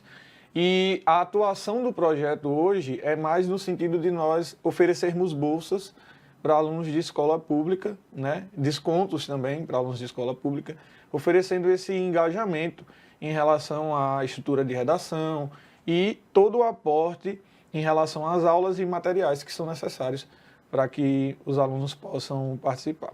A gente está vendo algumas imagens aí que fazem parte aí desse projeto. Turmas, alunos, professor ali junto com a galerinha. Dentro desse projeto, que eu acredito que escrever é uma forma de expressar, você trabalha a questão da autoconfiança, da escuta, da empatia, tudo isso nessa formação da escrita? Com toda certeza. Eu acho que um diferencial da minha visão de observar a escrita é mostrar para o aluno que ele é capaz de escrever da maneira como ele quer, dentro daquilo que eu falei que existem os limites da avaliação. Mas, por exemplo, existem muitas pessoas que usam modelos prontos de redação. Né? No caso do meu curso, a gente prioriza o aluno pensar o texto da sua maneira e ele mesmo organizar a sua própria redação. Isso é uma maneira de avaliar a sua confiança em relação à escrita e também não dar a oportunidade do aluno pensar o seu texto, principalmente no dia da prova, para que ele possa não fugir da sua realidade. Você pode compartilhar com a gente, professor, algum caso que tenha sido bem extremo, alguém que chegou desacreditado, sem saber realmente montar, escrever, pensar e que atualmente já virou uma pessoa que desenrola bem isso? Então, eu tenho uma aluna, no meu primeiro ano do projeto, que ele iniciou, ela teve uma nota, a primeira ANEM que ela fez, ela tirou 300 e alguma coisa. E com o processo de escrita, as atividades, exercícios, ela conseguiu chegar à nota 900 na redação do Enem em 2023. Que salto incrível. Um salto incrível, foi muito legal. Ela teve a oportunidade de fazer novamente o projeto. E existem alunos que, por causa da nota de redação, claro que não é só a nota de redação, eles conseguiram ter uma média mais alta, né, sendo alunos de escola pública, e puderam entrar na universidade. Para mim, essa é uma realização pessoal que é superior a qualquer outra coisa, porque eu estou, como diz o lema do meu curso, né, escrevendo os sonhos desses alunos, que é poder acessar a universidade e poder futuramente trabalhar num emprego digno. O Marcelo está com a gente aqui interagindo. Obrigado, Marcelo. Ele pergunta como faz para participar, onde procura, como se inscreve. Pode me procurar nas redes sociais, né, @SavioDeSouza. Lá nós passamos as informações. Para esse ano nós não temos mais vaga, porque já está no processo, né, o curso. Mas para o próximo ano nós vamos abrir 10 vagas para o projeto social, porque o projeto social agora ele ocorre em paralelo com o curso. Como eu falei, são bolsas, né, que eu vou dar para os alunos. E no próximo ano eu vou oferecer 10 bolsas para que esses alunos de escola pública possam participar conosco. Professor, em relação às bolsas, precisa ter algum perfil específico? O perfil o único perfil que nós exigimos é, na verdade, que o aluno seja de escola pública. Porque a gente sabe dessa diferença, como eu falei, da relação entre escola pública e privada. Como o meu curso ele já oferece esse serviço para alunos de escola privada, então para alunos de escola pública, eu tento oferecer a bolsa para que eles possam também ter a mesma oportunidade. O Carlos está com a gente também e o Carlos pergunta, existe uma forma, além da leitura, de trabalhar essa maneira de interpretar? E ele pergunta aqui se filmes, podcasts temáticos, se essas coisas ajudam. Elas ajudam no sentido de você ampliar o seu conhecimento de mundo. Mas se nós estamos pensando na capacidade de interpretação, então a leitura é o único caminho. Claro que, obviamente, os filmes eles são necessários para o seu aporte cultural, para a sua capacidade de perceber, refletir a vida, entender noções sobre outras temáticas, mas só a leitura é capaz de lhe dar a possibilidade de refletir sobre o mundo através da própria leitura. E a leitura, como eu falei, é um ponto essencial para que você possa caminhar junto com a escrita. Então, muitas vezes, um filme ele é interessante, ele lhe dá um certo conhecimento, mas ele não é capaz de lhe dar a habilidade de ler e escrever. Professor, dentro do Enem, que é uma especialidade sua, existe muita cobrança de temas sociais. Como manter aí um repertório atualizado para estar bem preparado para essas redações que são bem exigentes, inclusive dentro do Enem? Eu costumo dizer que é interessante que o aluno ele pense nos repertórios divididos em eixos temáticos. Então, é possível que alguém descubra ou adivinhe o tema da redação, né? Mas, se nós pensarmos que os temas são temas sociais, então eles não podem fugir da realidade social. Portanto, a dica que eu dou é que você faça uma divisão de repertórios baseados em cada uma das áreas que são possíveis de cair no Enem. Então, por exemplo, violência. Eu posso ter alguns filmes, séries, leitura de texto, alguma coisa ligada à área de violência que possa me dar esse aporte no dia da escrita. Segurança pública, saúde, educação, são áreas que são sempre áreas afins que de uma você pode aproveitar um repertório para outra, mas se você tiver esse aporte dividido por eixo temático, fica mais fácil você usar uma escrita criativa. Professor, eu vou aproveitar essa sua fala e vou complicar um pouco aqui para você, certo? Você mencionou há pouco que existe a possibilidade de diferenças do aprendizado da rede privada e da rede pública. E a rede privada leva uma certa vantagem por toda aquela estrutura que a gente sabe que ela possui, né, nesse ensinamento. Aqui você acaba de falar de algumas possibilidades. Vamos estudar a violência, vamos estudar a questão da segurança. O Brasil é imenso e as realidades são bem diferentes. Muitas vezes a segurança ou insegurança vivida aqui numa cidade do interior do Rio Grande do Norte, no Nordeste, é diferente de uma segurança ou insegurança vivida no interior de uma cidade do sul ou sudeste do país. Como interpretar na hora de escrever de uma forma que possa contemplar essa visão de uma maneira mais, não local, mas sim nacional, na hora de uma escrita? O Enem não costuma, falando um pouco da realidade do Enem, não costuma trabalhar temas específicos regionais. Embora a insegurança ou segurança seja sentida de maneiras diferentes, ambas são a mesma coisa porque são inseguranças, né? O que você tem que ter a capacidade de pensar, refletir e escrever é justamente em quais são as pessoas que já pensam nessas áreas. E junto a esses pensamentos, esses pensadores, você ter a capacidade de articular o seu processo de ponto de vista, a argumentação daquilo que já existe em relação a discussões sobre insegurança e segurança. Por isso que é interessante sim que o aluno ele tenha a vivência de observar novas temáticas, de refletir sobre outros assuntos e até consumir outros tipos de conteúdos para que ele possa ter quanto mais conhecimento de mundo, mas ele vai ter a capacidade de articular o seu ponto de vista junto às argumentações e pontos de vista que já existem sobre. Porque ninguém escreve o novo, né?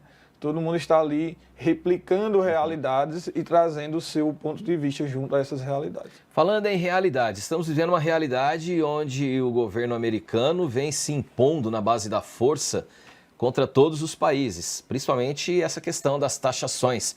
Isso pode vir a ser um possível tema dentro de uma prova? É possível ter essa possibilidade? Possível é possível. Agora, eu diria que a palavra seria improvável. Porque os temas de Enem, pensando em Enem novamente, a minha realidade, né, eu diria que os temas eles abordam realidades mais locais. Certo. Embora a taxação ela exista, ela é uma implicação derivada de um conceito geopolítico, de uma relação internacional. Entendi. Então, isso tem implicações dentro da nossa realidade, né? Mas eu acho que o Enem vai abordar coisas mais nacionais, Brasil. Mais Brasil, exatamente. Tá joia. Tem uma participação com a gente no YouTube, Edilson Filho, tá dizendo assim, ó: estamos juntos, meu irmãozinho, todo o sucesso do mundo sempre para você. Tá interagindo ali, obrigado, Edilson. É a turma que está nos assistindo, fica à vontade, tá? Quer elogiar, conversar, compartilhar alguma situação ao lado do professor, do nosso querido Sávio aqui com a gente, pode ficar à vontade. Professor, como funcionam as horas, os dias dentro do projeto? É uma vez por semana, duas, é na parte da tarde, manhã, noite? Atualmente o curso ele trabalha com 3 dias, né? Segunda, terça e quarta, no horário da tarde. as turmas, diferentemente do estilo tradicional da escola, as turmas elas são reduzidas e, na verdade, o nosso atendimento ele é voltado justamente para monitoria de escrita. Como assim?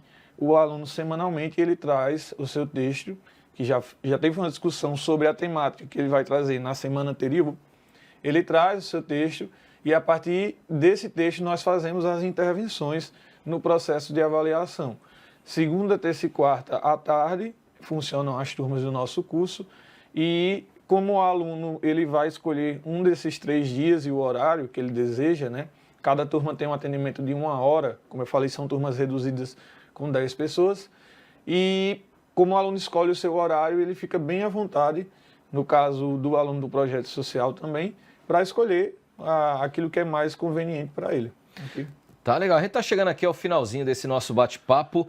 Eu vou adiantando que daqui a pouquinho eu vou contar com a presença das meninas Ellen Vitória, empreendedora, e também a Eliane Torres. Elas estarão conosco falando do projeto Imaginação Kids, que é um projeto de pintura, de arte, de crescimento infantil através dessas estratégias na praça, aqui na cidade de Mossoró. Um projeto maravilhoso que a gente conversa daqui a pouquinho, logo após esse nosso bate-papo, tá? Mas ainda dá tempo de chegar algumas perguntas aqui. Professor, a gramática é o que mais me assusta. Me dê uma dica. É o Luiz que está falando isso. Cara, acho que a gramática assusta todo mundo, né? É verdade. Até em provas de concurso, língua portuguesa sempre é o calcanhar de Aquiles de todos os concurseiros, né? Acredito que uma forma de melhorar a gramática é uma coisa que eu acho muito interessante. Eu queria até deixar essa dica aqui. A leitura, ela lhe possibilita internalizar conhecimentos que você não percebe. Então, eu conheço alunos que eles podem não saber o que é um sujeito, não saber o que é um predicado nominal, complemento nominal, que são nomenclaturas gramaticais, mas eles se escrevem muito bem. Então, por que isso é possível? Porque eles leem muito. A leitura ela precisa estar alinhada à escrita de um modo que eu seja capaz de articular aquele conhecimento que foi adquirido, mas também as estruturas gramaticais, elas também auxiliam nesse sentido do processo de leitura e escrita, porque quanto mais eu leio, eu consigo absorver o formato da escrita daqueles autores que eu gosto. A Aline Raquel, lá no YouTube, está dizendo: esse professor é fera, tem minha admiração. Professor, como é que os pais podem ajudar nesse processo aí da escrita? Os pais podem auxiliar os filhos e cobrar, né? Cobrar muito, cobrar muito. Acredito que a cobrança da família é essencial para que o aluno ele tenha os melhores rendimentos, né? Observar as progressões das notas, o que é que ele tem mais dificuldade, conversar com os filhos também. Acho que o diálogo é essencial nesse processo para entender quais são as maiores dificuldades do filho em relação à escrita e também as demais áreas como matemática e português. E o que você diria para aquele aluno que acha que nunca vai conseguir escrever bem? Eu diria que é possível se ele se dedicar e acreditar no seu potencial. Muitas coisas na vida elas dependem de um primeiro passo, né? E essa necessidade de você ir à frente, ir adiante daquilo que você almeja, do seu sonho, todo mundo começa do zero, todo mundo começa sem saber falar, sem saber escrever, e esse é um processo lento de adquirir conhecimento, adquirir habilidades e competências para que você possa ter sucesso na vida. Professor, para a gente terminar, onde fica o seu projeto? A redação é feita em que lugar? Tem um local físico para esses alunos? Endereço, telefone, informações de redes sociais? Aqui abaixo tem o Instagram do nosso convidado para que vocês possam tirar dúvidas diretamente com ele. Fica à vontade, caso tenha alguma informação que a gente acabou não conversando, pode trazer também, fica à vontade. Não, eu queria deixar um dado bem interessante aqui, né? Atualmente eu sou professor da Escola SEAMO e o SEAMO atingiu a maior nota de redação nos últimos 12 anos, né? É uma nota que tem sido progressiva ao longo dos anos. Eu queria deixar isso aqui registrado porque eu tenho um agradecimento muito especial a essa instituição que me acolheu. E essa nota, ela representa o trabalho de todos os professores da instituição. O SEAMO ficou em 6º lugar no Rio Grande do Norte, em redação, e em 1º lugar em todas as áreas do Enem, linguagens, matemática, humanas, natureza e redação. O meu curso ele fica localizado no Estação Shopping.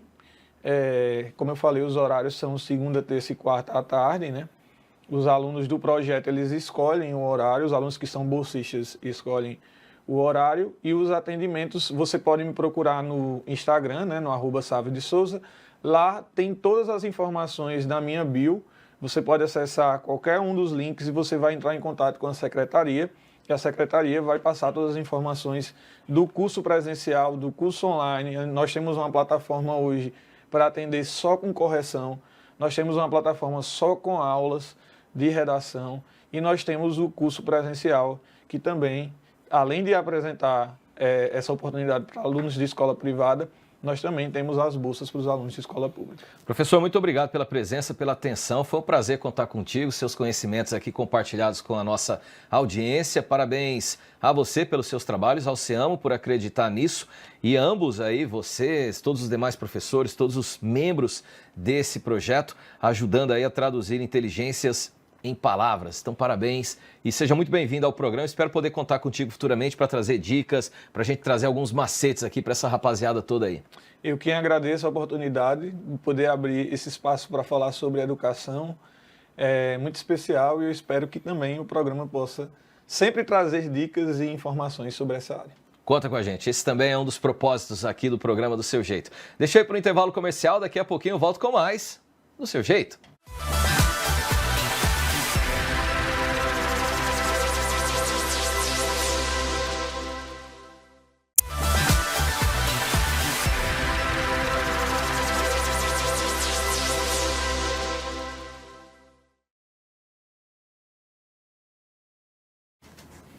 Muito bem, estamos de volta com o nosso programa Do Seu Jeito, ao vivo aqui pela Telecab 10, no YouTube, Instagram, aplicativos, canal 10 assinantes. São mais de 110 mil assinantes, Rio Grande do Norte, Ceará, Paraíba, mais de 96 cidades com a presença da Telecab aí pertinho de você. Prazerzão ter cada um junto com a gente. E aqui ao meu lado eu estou com o Dr. Yuri Diniz, médico angiologista, cirurgião vascular e endovascular. Semana passada, na sexta-feira, 15 de agosto, foi comemorado o dia deste profissional. E o doutor está aqui conosco para conversar um pouquinho sobre este profissional, a importância dele na sociedade e, claro, falarmos também de alguns problemas relacionados às questões de artérias, veias, saúde vascular aqui nesse nosso bate-papo. O mês de agosto também é comemorado o Dia do Azul e Vermelho, que é justamente um alerta para esses cuidados relacionados às nossas veias, aos nossos vasos sanguíneos, toda essa história que a gente vai entender melhor a partir de agora. Doutor Yuri, seja muito bem-vindo ao nosso programa. Bom dia, tudo bem? Bom dia, tudo bem. Agradeço o convite e a disponibilidade de vocês para falar um pouquinho sobre a cirurgia vascular, certo? Inicialmente eu tenho já quase 10 anos de atuação como cirurgião vascular, residência em cirurgia geral, cirurgia vascular, endovascular, então é um longo caminho para a gente chegar onde chega e atuar como cirurgião vascular. Eu defendo muito minha especialidade porque eu acho que é uma das especialidades mais completas que existe, certo? Assim, eu gosto de comparar com o cardiologista, só que a gente não mexe no coração, a gente mexe no resto do corpo. E aí isso inclui artérias, veias, vasos linfáticos e tudo que não envolve o coração a gente mete a mão. Não envolve diretamente, né? Mas indiretamente está relacionado até a possíveis problemas, se não cuidados, que podem afetar também o nosso coração. Doutor, daí a gente já entende um pouquinho da importância de vocês profissionais na vida da sociedade. Não é verdade? Muitas pessoas confundem o angiologista com o cirurgião. Na verdade, angiologista é uma especialidade clínica. O cirurgião vascular, ele faz a especialização cirúrgica, certo? A gente faz cirurgia geral, depois cirurgia vascular e cirurgião endovascular para quem quer atuar nessa área também. Então, a diferença do angiologista para o cirurgião é que o cirurgião opera. O angiologista só atende em consultório, basicamente. Então, quem tem a especialidade de cirurgia vascular acaba fazendo muita angiologia também, tanto é que é angiologia e cirurgia vascular. Tá? Hoje em dia, quem quiser fazer só angiologia, faz, mas aí ele não tem a opção de operar. E aí, quando precisa de uma cirurgia, vai ter que encaminhar para o cirurgião vascular. Entendi. Em um dia comum, doutor, o que mais que surpreende você nos atendimentos a pacientes? Bem, assim, a gente tem um leque muito grande de atendimento. Então, de jovens a idosos? de faixa etária é engraçada. Hoje eu não atendo mais criança, mas a gente tem atendimento que vai desde a criança até o idoso de 100, 103 anos. 103 anos. Eu atendi semana passada um de 103, certo? E aí, assim, o grosso mesmo, assim, o geral, é daquela paciente entre 40 a 60, 70 anos, que procura muitas vezes mais por causa de varizes. Só que, muitas vezes, essas outras doenças que eu considero muito mais graves, que são as que evoluem para amputações, AVC, infartos, que são outras formas de infarto, não só do coração, que a gente infarta também da perna, do pescoço, que é no caso do AVC, acaba chegando para a gente e, infelizmente, hoje ainda de forma tardia. E nem sempre a gente consegue ajudar. Para poder ajudar essas pessoas dentro de um tempo que pudesse ajudá-las realmente a salvar suas vidas, não tardiamente, a que devemos estar atentos? Quais são os sinais, quais são os sintomas, como perceber que algo não vai bem, que precisa ser procurado o atendimento rapidamente? Essa pergunta é muito importante, porque assim, coisas do dia a dia que a gente consegue ver, por exemplo, você tem um ferimento na perna que não cicatriza. Isso aí já tem que você, passou uma semana, um mês, não cicatrizou, tem que procurar. Tem algo errado aí. Tem algo errado. Dor na perna que eu não consigo dormir. Ou seja, está me incomodando que eu acordo com dor. Está errado, precisa do cirurgião vascular. E a outra coisa que é muito discreto é mudança de temperatura e de coloração, principalmente no pé. A gente acaba...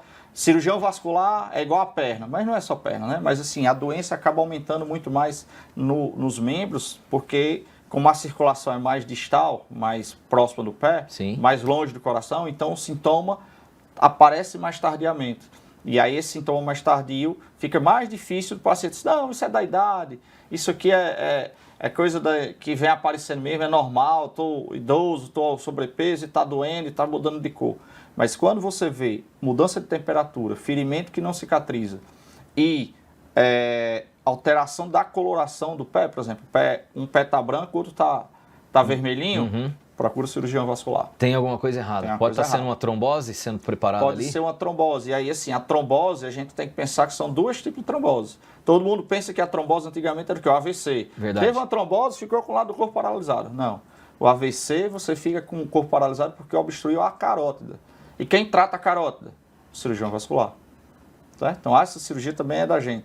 Então, a trombose mesmo do membro, você tem a trombose venosa, que é aquela perna que fica bem inchada, certo? E aí você tem dor e essa daí, existe um risco de perder membro, sim, ou seja, de amputação, mas é menor. Esse risco aí maior de embolia pulmonar, que mata rapidamente. Que muita gente morreu na época do Covid de quê? De embolia pulmonar. Até descobrir que o Covid tinha um caráter trombótico, ou seja, que tinha essas alterações que podiam dar embolia pulmonar, muita gente morreu por causa disso. E a outra trombose, que é arterial, que essa sim é mais grave, que se não cuidar rapidamente, você perde o membro rapidamente, certo? E pode matar. Doutor, dentro da sua explicação, você mencionou alguns, talvez no meu entender, possíveis fatores de risco ou causas. Você falou do sobrepeso, falou da idade, você pode me confirmar se a idade é um desses possíveis fatores ou não. Mas onde entra aí nessa história a questão da alimentação, genética, sedentarismo, em relação a esses problemas que estamos conversando, mas também em relação a varizes, que você falou um pouco mais cedo? Sim, então...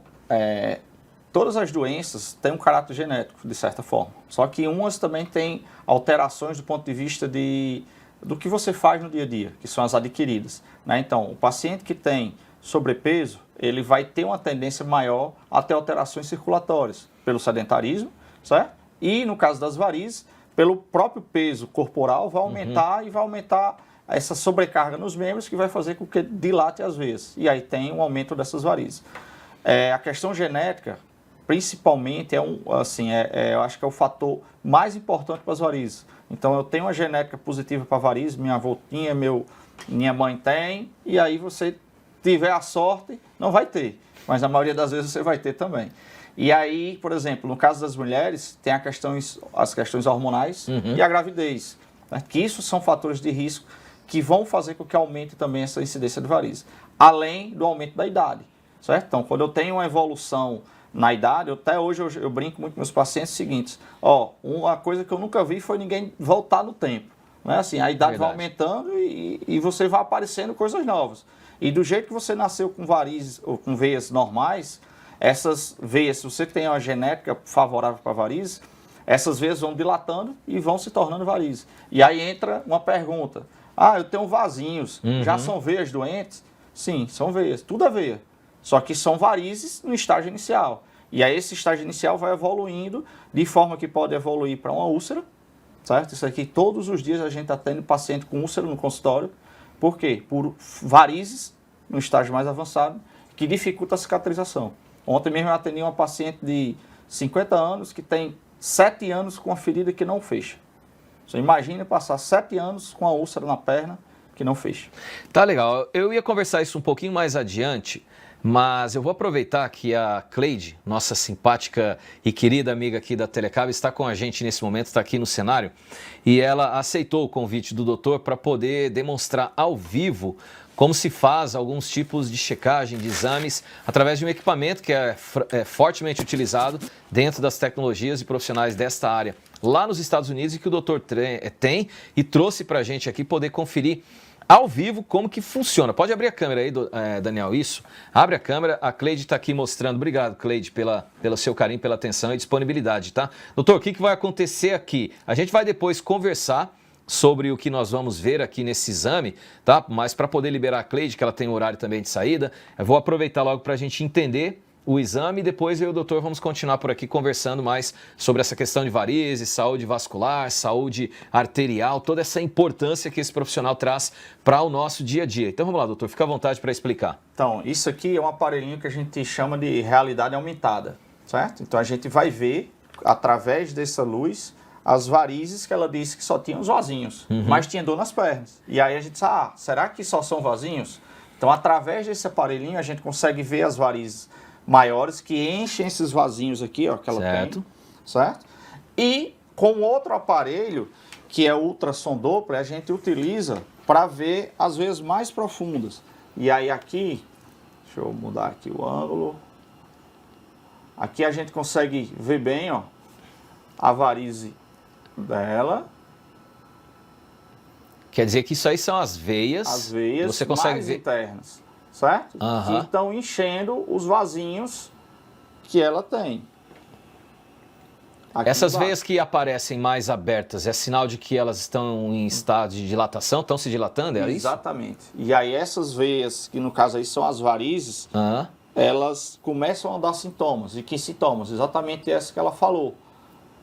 Aqui a gente consegue ver mais. Sobe um pouco a imagem, Daniel, por favor. Aqui, ó.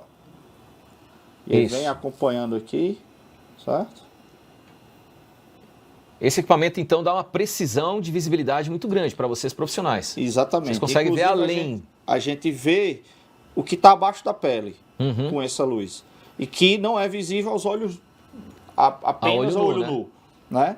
E ele é utilizado durante o tratamento. Quando a gente vai tratar isso aqui, a gente vê essas varizes e trata as varizes mais grossas, que é onde aqui não tem nada.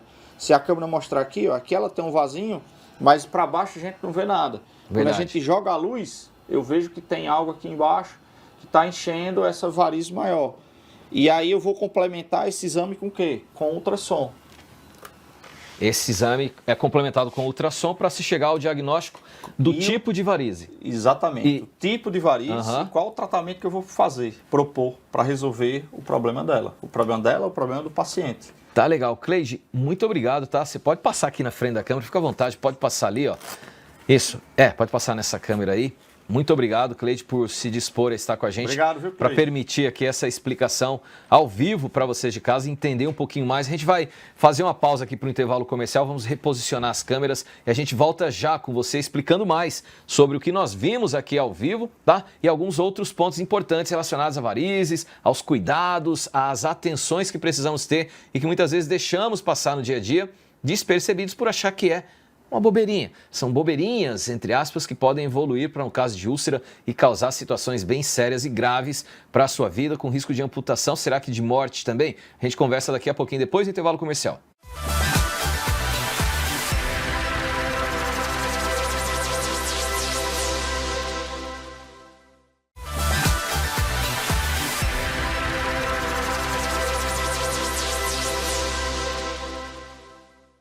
Muito bem, estamos de volta com o nosso programa do Seu Jeito, ao vivo aqui para você na Telecab 10 em todas as plataformas. Está comigo o Dr. Yuri Diniz, angiologista também, cirurgião vascular e endovascular. Estamos conversando aqui sobre essa saúde das veias, saúde dos vasos, os problemas que podemos ter quando não estamos aí com a saúde em dia relacionada a essas questões vasculares, tá?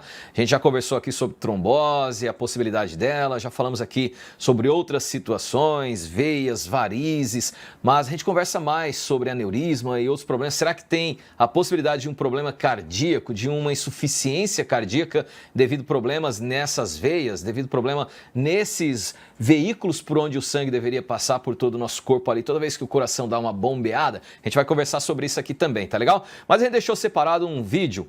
Esse vídeo foi extraído de uma conta chamada Dr. Varizes no TikTok.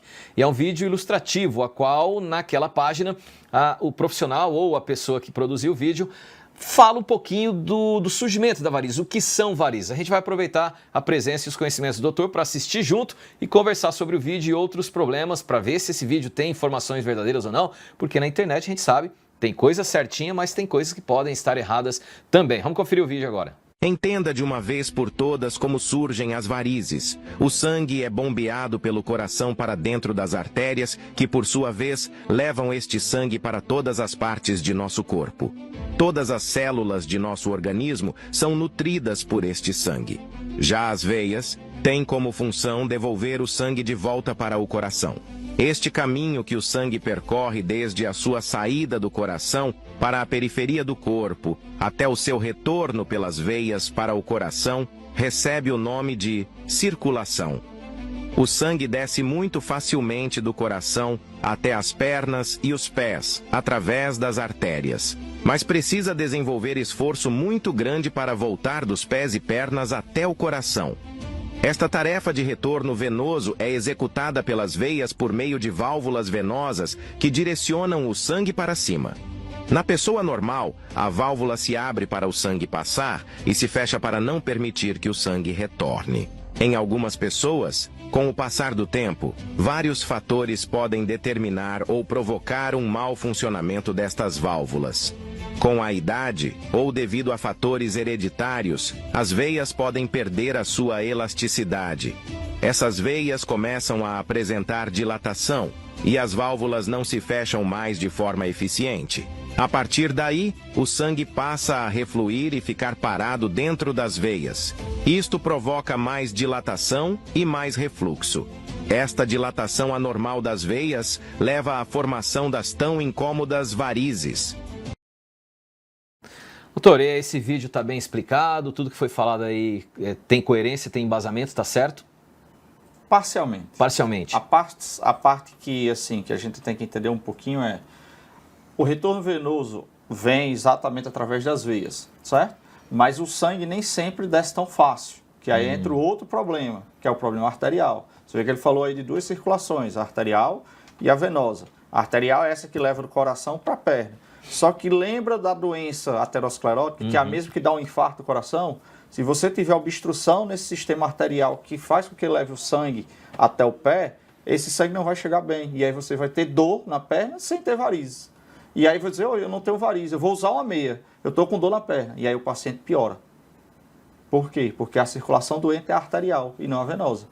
A varize, sim, aí a explicação está corretinha. Ela é uma veia que ao longo do tempo ela vai perdendo essa a normalidade, ela vai dilatando e essas válvulas não funcionam mais. E aí uma coisa interessante, a gente tem a bomba do coração, mas a gente tem outra bomba muscular que é a panturrilha, que é o nosso segundo coração.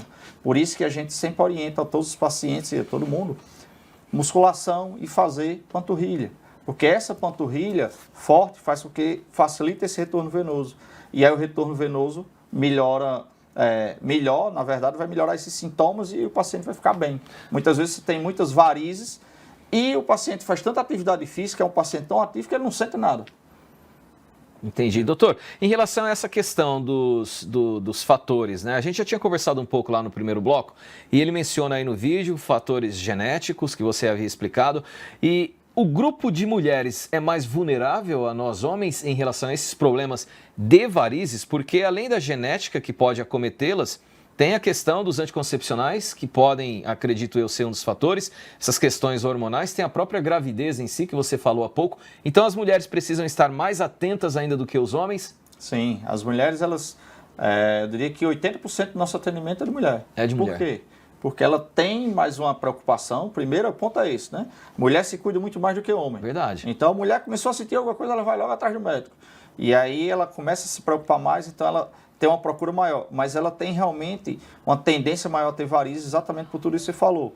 Questões genéticas, pelas questões hormonais. Na maioria das vezes, as mulheres mais idosas que tiveram 5, 6, 7, 8, 10 gravidezes, elas chegam com aquelas varizes que dá até medo de olhar, que é tão grande, né? E aí essa variz maior que a gente começa a apresentar, ela vem exatamente pelo aumento da pressão abdominal. Então, aumenta a pressão abdominal, eu já tenho uma questão genética junto com o fator ambiental, que é o quê? Eu trabalho muito tempo em pé. Imagina aí a senhorinha que tinha 10 filhos, passou a vida toda cuidando dos filhos, o dia todo em pé, fazia os trabalhos de casa, tudo isso, e aí essa pressão o dia todo vai fazendo com que essas varizes vão aumentando e vai estourando literalmente. E essa evolução da doença pode evoluir de várias formas, desde úlcera, sangramentos. Eu nunca tive nenhum paciente que sangrou e morreu, mas eu tenho um relato de uma mãe de uma paciente que uma varize sangrou e ela foi encontrada sem vida em casa, embaixo de uma poça de sangue. Não tem nenhum outro fator. Que tristeza. Por causa de uma varize. Doutor, em pessoas jovens, as varizes podem surgir também? Sim. Existem algumas alterações anatômicas, que eu chamo assim, os defeitos de fábrica, certo? Dentro do nosso organismo, como mostrou ali a circulação, na barriga, principalmente na pelve, a artéria passa por cima da veia.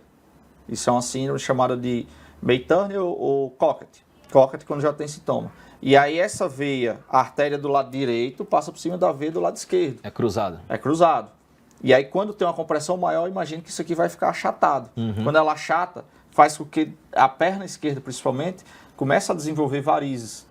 E aí você pode ter trombose, você pode ter complicações mais sérias, inclusive a úlcera que não cicatriza, certo? Então, o paciente às vezes desenvolve circulação colateral, tem varizes na barriga, porque a veia não consegue passar a circulação normal e aí vem pela barriga.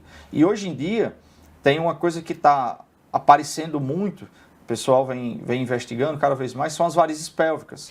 E aí muitas vezes essas varizes pélvicas exatamente causadas por essas alterações anatômicas que a paciente tem já desde muito tempo. Então eu tenho uma paciente que hoje a gente começou a tratá-la, ela tem 22 anos, mas ela é minha paciente desde os 17. E ela tem essa alteração anatômica. Eles perguntam, por que não fez o tratamento logo aqui da veia? Porque é uma evolução de tratamento que vem sendo feito hoje, que a gente às vezes tem que fazer uma angioplastia. O que é isso? Do jeito que faz no coração, faz o vascular também faz isso? Sim. Essa é a parte endovascular. E a gente coloca o stent também na veia. E aí desentope e melhora tudo isso. Doutor, tem uma pergunta aqui da Elaine, tá no YouTube interagindo com a gente. Obrigado, Elaine. Beijão pra você. Ela diz o seguinte, que tem pequenas varizes por toda a perna, pequenas mesmo. Ela garante aqui que tem cerca de 1 centímetro, são menores que 1 centímetro.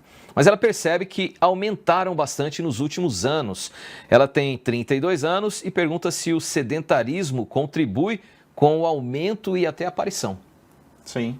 O sedentarismo, ele faz, como eu já expliquei anteriormente, quando você não faz atividade física, você tende a aumentar o peso. Verdade. E aumento do peso, dependendo da atividade que ela fizer, por exemplo, eu trabalho muito tempo em pé, junto com o sedentarismo. E se ela tiver um caráter genético, ela já tinha varizes há muito tempo, ela é nova, 32 anos.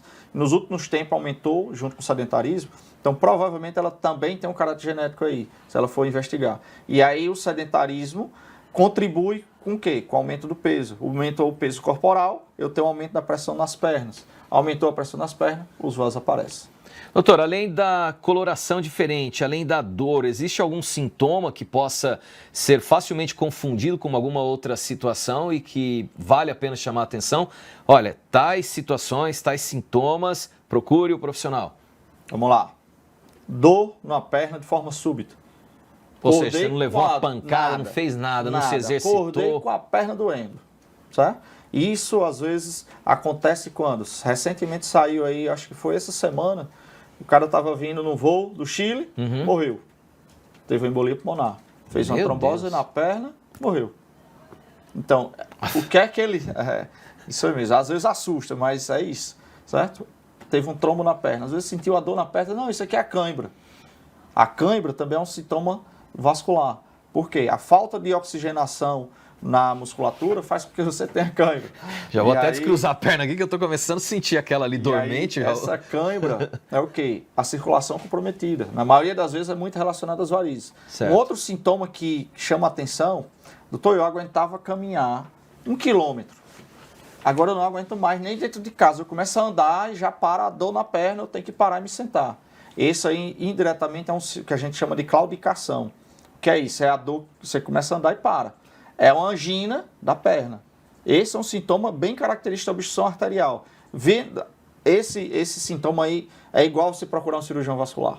Tá? Porque você vai ter alguma alteração circulatória que precisa ser resolvida e evitar que evolua com aquelas feridas que não cicatrizam, amputações e todas aquelas complicações que a gente está acostumado a ver. Só um dado, eu sei que você está descoçando aí para fazer uma outra pergunta. Não, eu estou atento a ouvir todas as suas respostas. Passada saiu um estudo aqui do Rio Grande do Norte, dados da Secretaria de Saúde, que a quantidade de amputações do estado, a média foi de 2 amputações por dia. Por dia, não era 2 por dia. Por dia, no último ano. Isso poderia ser evitado com estratégias? Isso poderia ser evitado através de saúde básica, certo? De controle da diabetes, que é um fator importantíssimo para a doença vascular.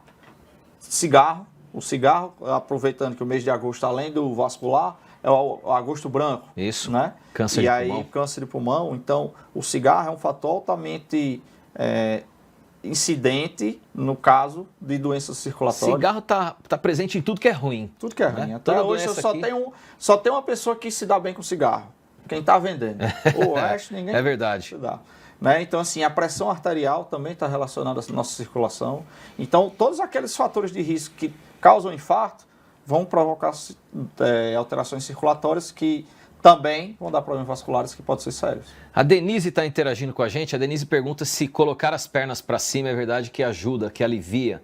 Sim, alivia. Certo? É um movimento fácil de fazer, né? Imagine por quê. A gente precisa que esse sangue da perna volte para o coração. Quando eu tenho algum sintoma, eu tenho inchaço, eu tenho edema, que é um outro fator importante, a minha perna começou a inchar. Antes não inchava. De manhã eu acordo, ela está sequinha, final do dia está inchada. Precisa avaliar se aí não tem já uma doença mais avançada.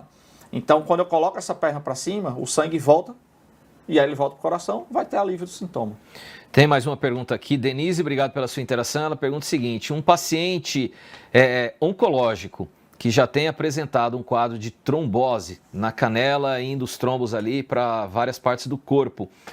Em tratamento, em recuperação, depois de ter sido feita a aspiração, ele pode ser acometido de novo por uma outra trombose? Como cuidá-lo? Sim. O câncer é um fator de risco para trombose, certo? Do jeito que a gravidez tem um aumento pequeno do risco de trombose, o câncer ele aumenta muito. Tanto é que tem casos na história que a gente vai investigando aí, muitas vezes o paciente chega com a trombose e quando vai investigar tem um câncer. Né? Então, ele já fez o tratamento aí da trombose, foi retirado os trombos, tudo, mas ele precisa sim ficar sendo acompanhado, porque ele pode ter novamente uma trombose.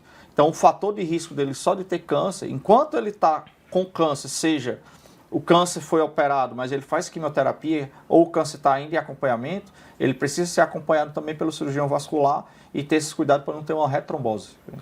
O Carlos está participando com a gente aqui, ele pergunta se as meias de compressão e pressão ajudam essas questões dos vasinhos. As meias, elas vão ajudar nos sintomas. O que é o sintoma? É a dor, o cansaço, o peso, o inchaço na perna. O surgimento dos vasinhos, não, certo? Os vasinhos, eles vão aparecendo, se você tem a questão genética, ele vai aparecer, e se você tem uma alteração nos seus hábitos, ou seja, passa o dia todo em pé. Então, você vai tender a aparecer mais vasinhos. Eu sou obeso, tenho 120 quilos, trabalho o dia todo em pé. Vai aparecer pela gravidade. Então, o sangue vem, dilata e o vasinho aparece. A meia vai evitar que essa doença progrida rapidamente. Certo. E vai dar uma proteção, no caso, principalmente de trombose. Vou viajar de avião, por exemplo. Eu não sei exatamente a história do paciente, eu só sei que ele evoluiu com a trombose. Às vezes, o uso da meia, só isso aí já evitaria a trombose. e ele poderia ter escapado. Doutor, você mencionou várias vezes a pessoa que trabalha muito tempo em pé. E os que trabalham muito tempo sentado, tem algum risco? Diminui comparado com o que trabalha muito tempo em pé, mas também tem. Por quê?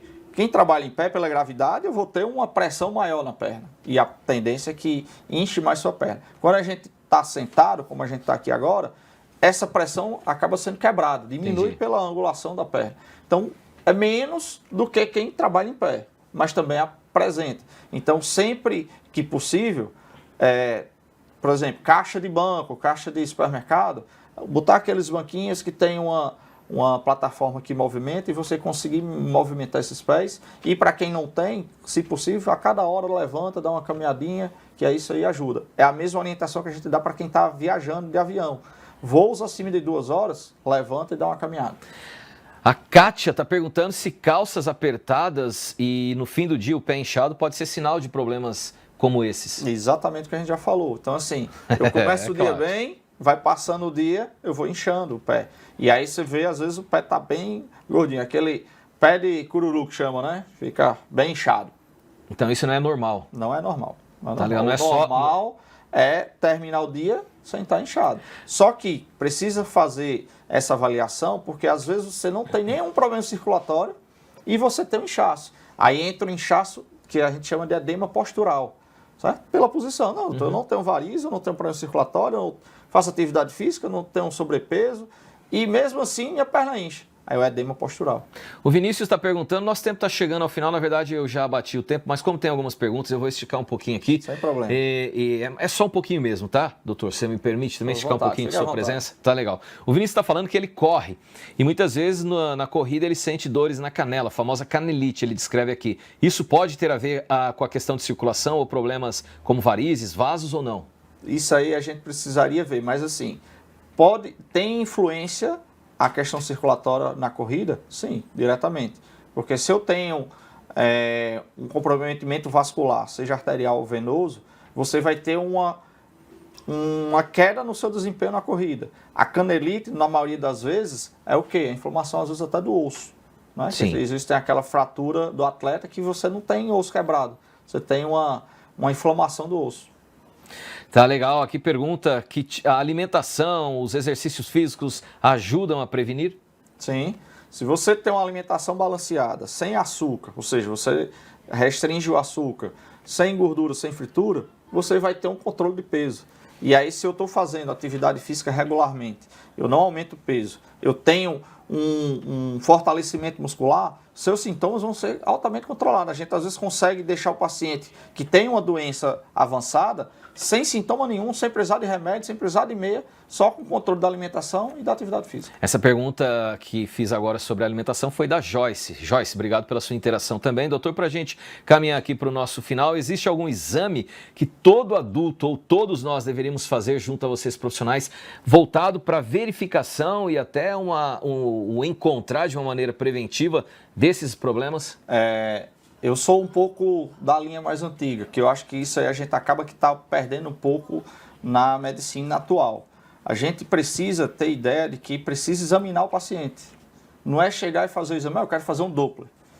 Porque o exame que tem mais comum é o quê? Ultrassom com Doppler. E aí você vai chegar às vezes e falar, faz ultrassom normal e não conversa e não sabe por que o paciente está sentindo isso. Então o exame físico é fundamental. Examinar o paciente, palpar o pulso, ver como é que está a circulação. E aí sim, ou seja, eu preciso passar no cirurgião vascular. Estou bem, ele vai dizer, faça o exame e não faz.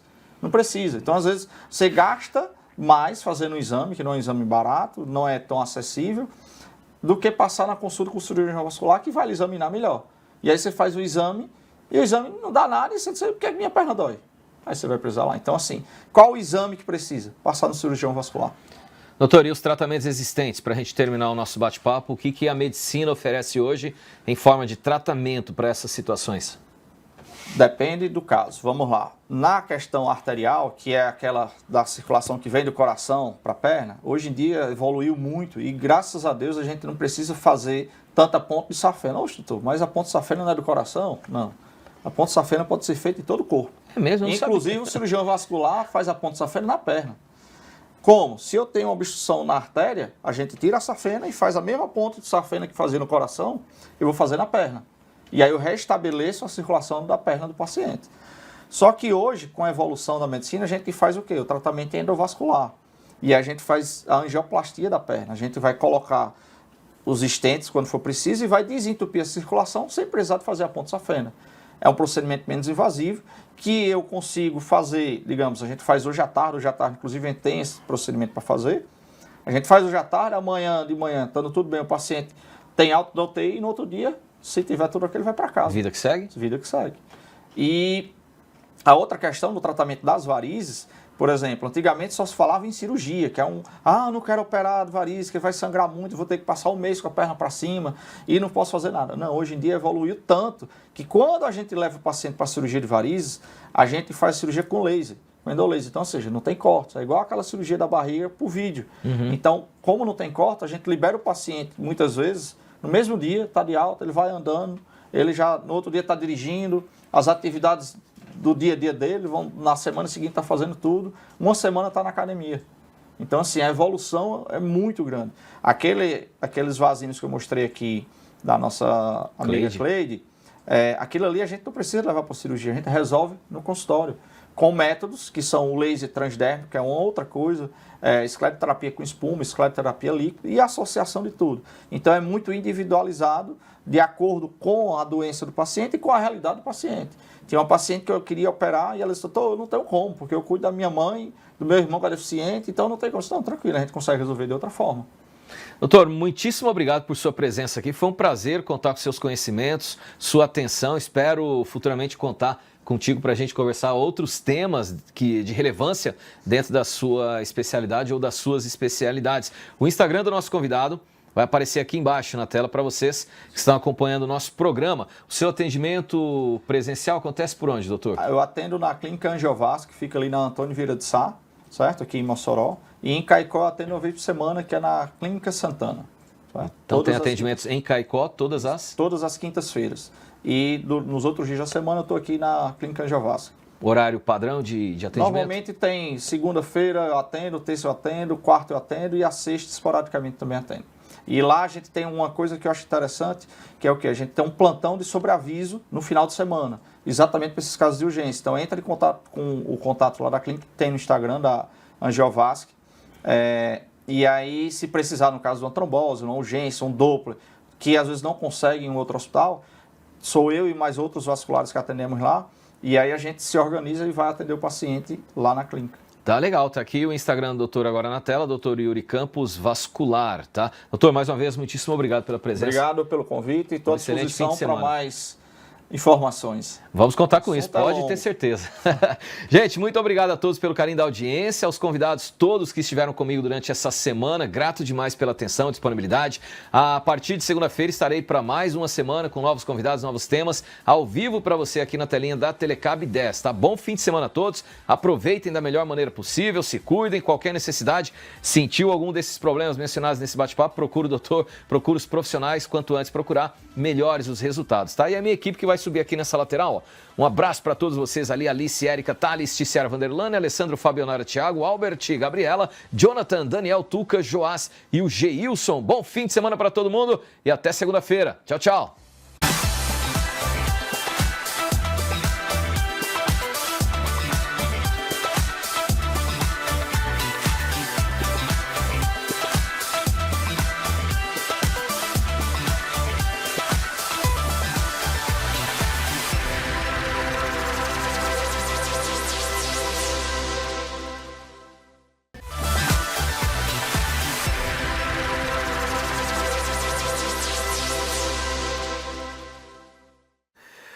E aí, foi isso o nosso programa dessa sexta-feira. Espero que vocês tenham gostado. Selecionei a dedo cada um desses bate-papos para trazer o melhor de informação para você que está aí do outro lado nos acompanhando neste iniciozinho de fim de semana, fechando mais uma semana junto com a gente, a nossa equipe aqui pela Telecab. Um forte abraço para você, que o teu fim de semana seja maravilhoso, com grandes conquistas. Se for trabalhar, tenha sucesso. Se for viajar, cuidado na estrada. Se for descansar, que o descanso seja restaurador e você possa começar a semana que vem com muita energia. Por falar nela, na semana que vem, espero contar com todos vocês, juntamente com a nossa equipe aqui do programa Do Seu Jeito e da Telecab, para mais uma semana repleta de convidados, histórias, inspirações, emoções e aprendizados aqui na telinha da Telecab. E essa galerinha que vai subir aqui nesta lateral, sempre o meu muito obrigado por todos os esforços de vocês. Cada um desses nomes que vão subindo aqui nessa lateral, um bom fim de semana também para vocês. Tchau, gente, e até segunda-feira.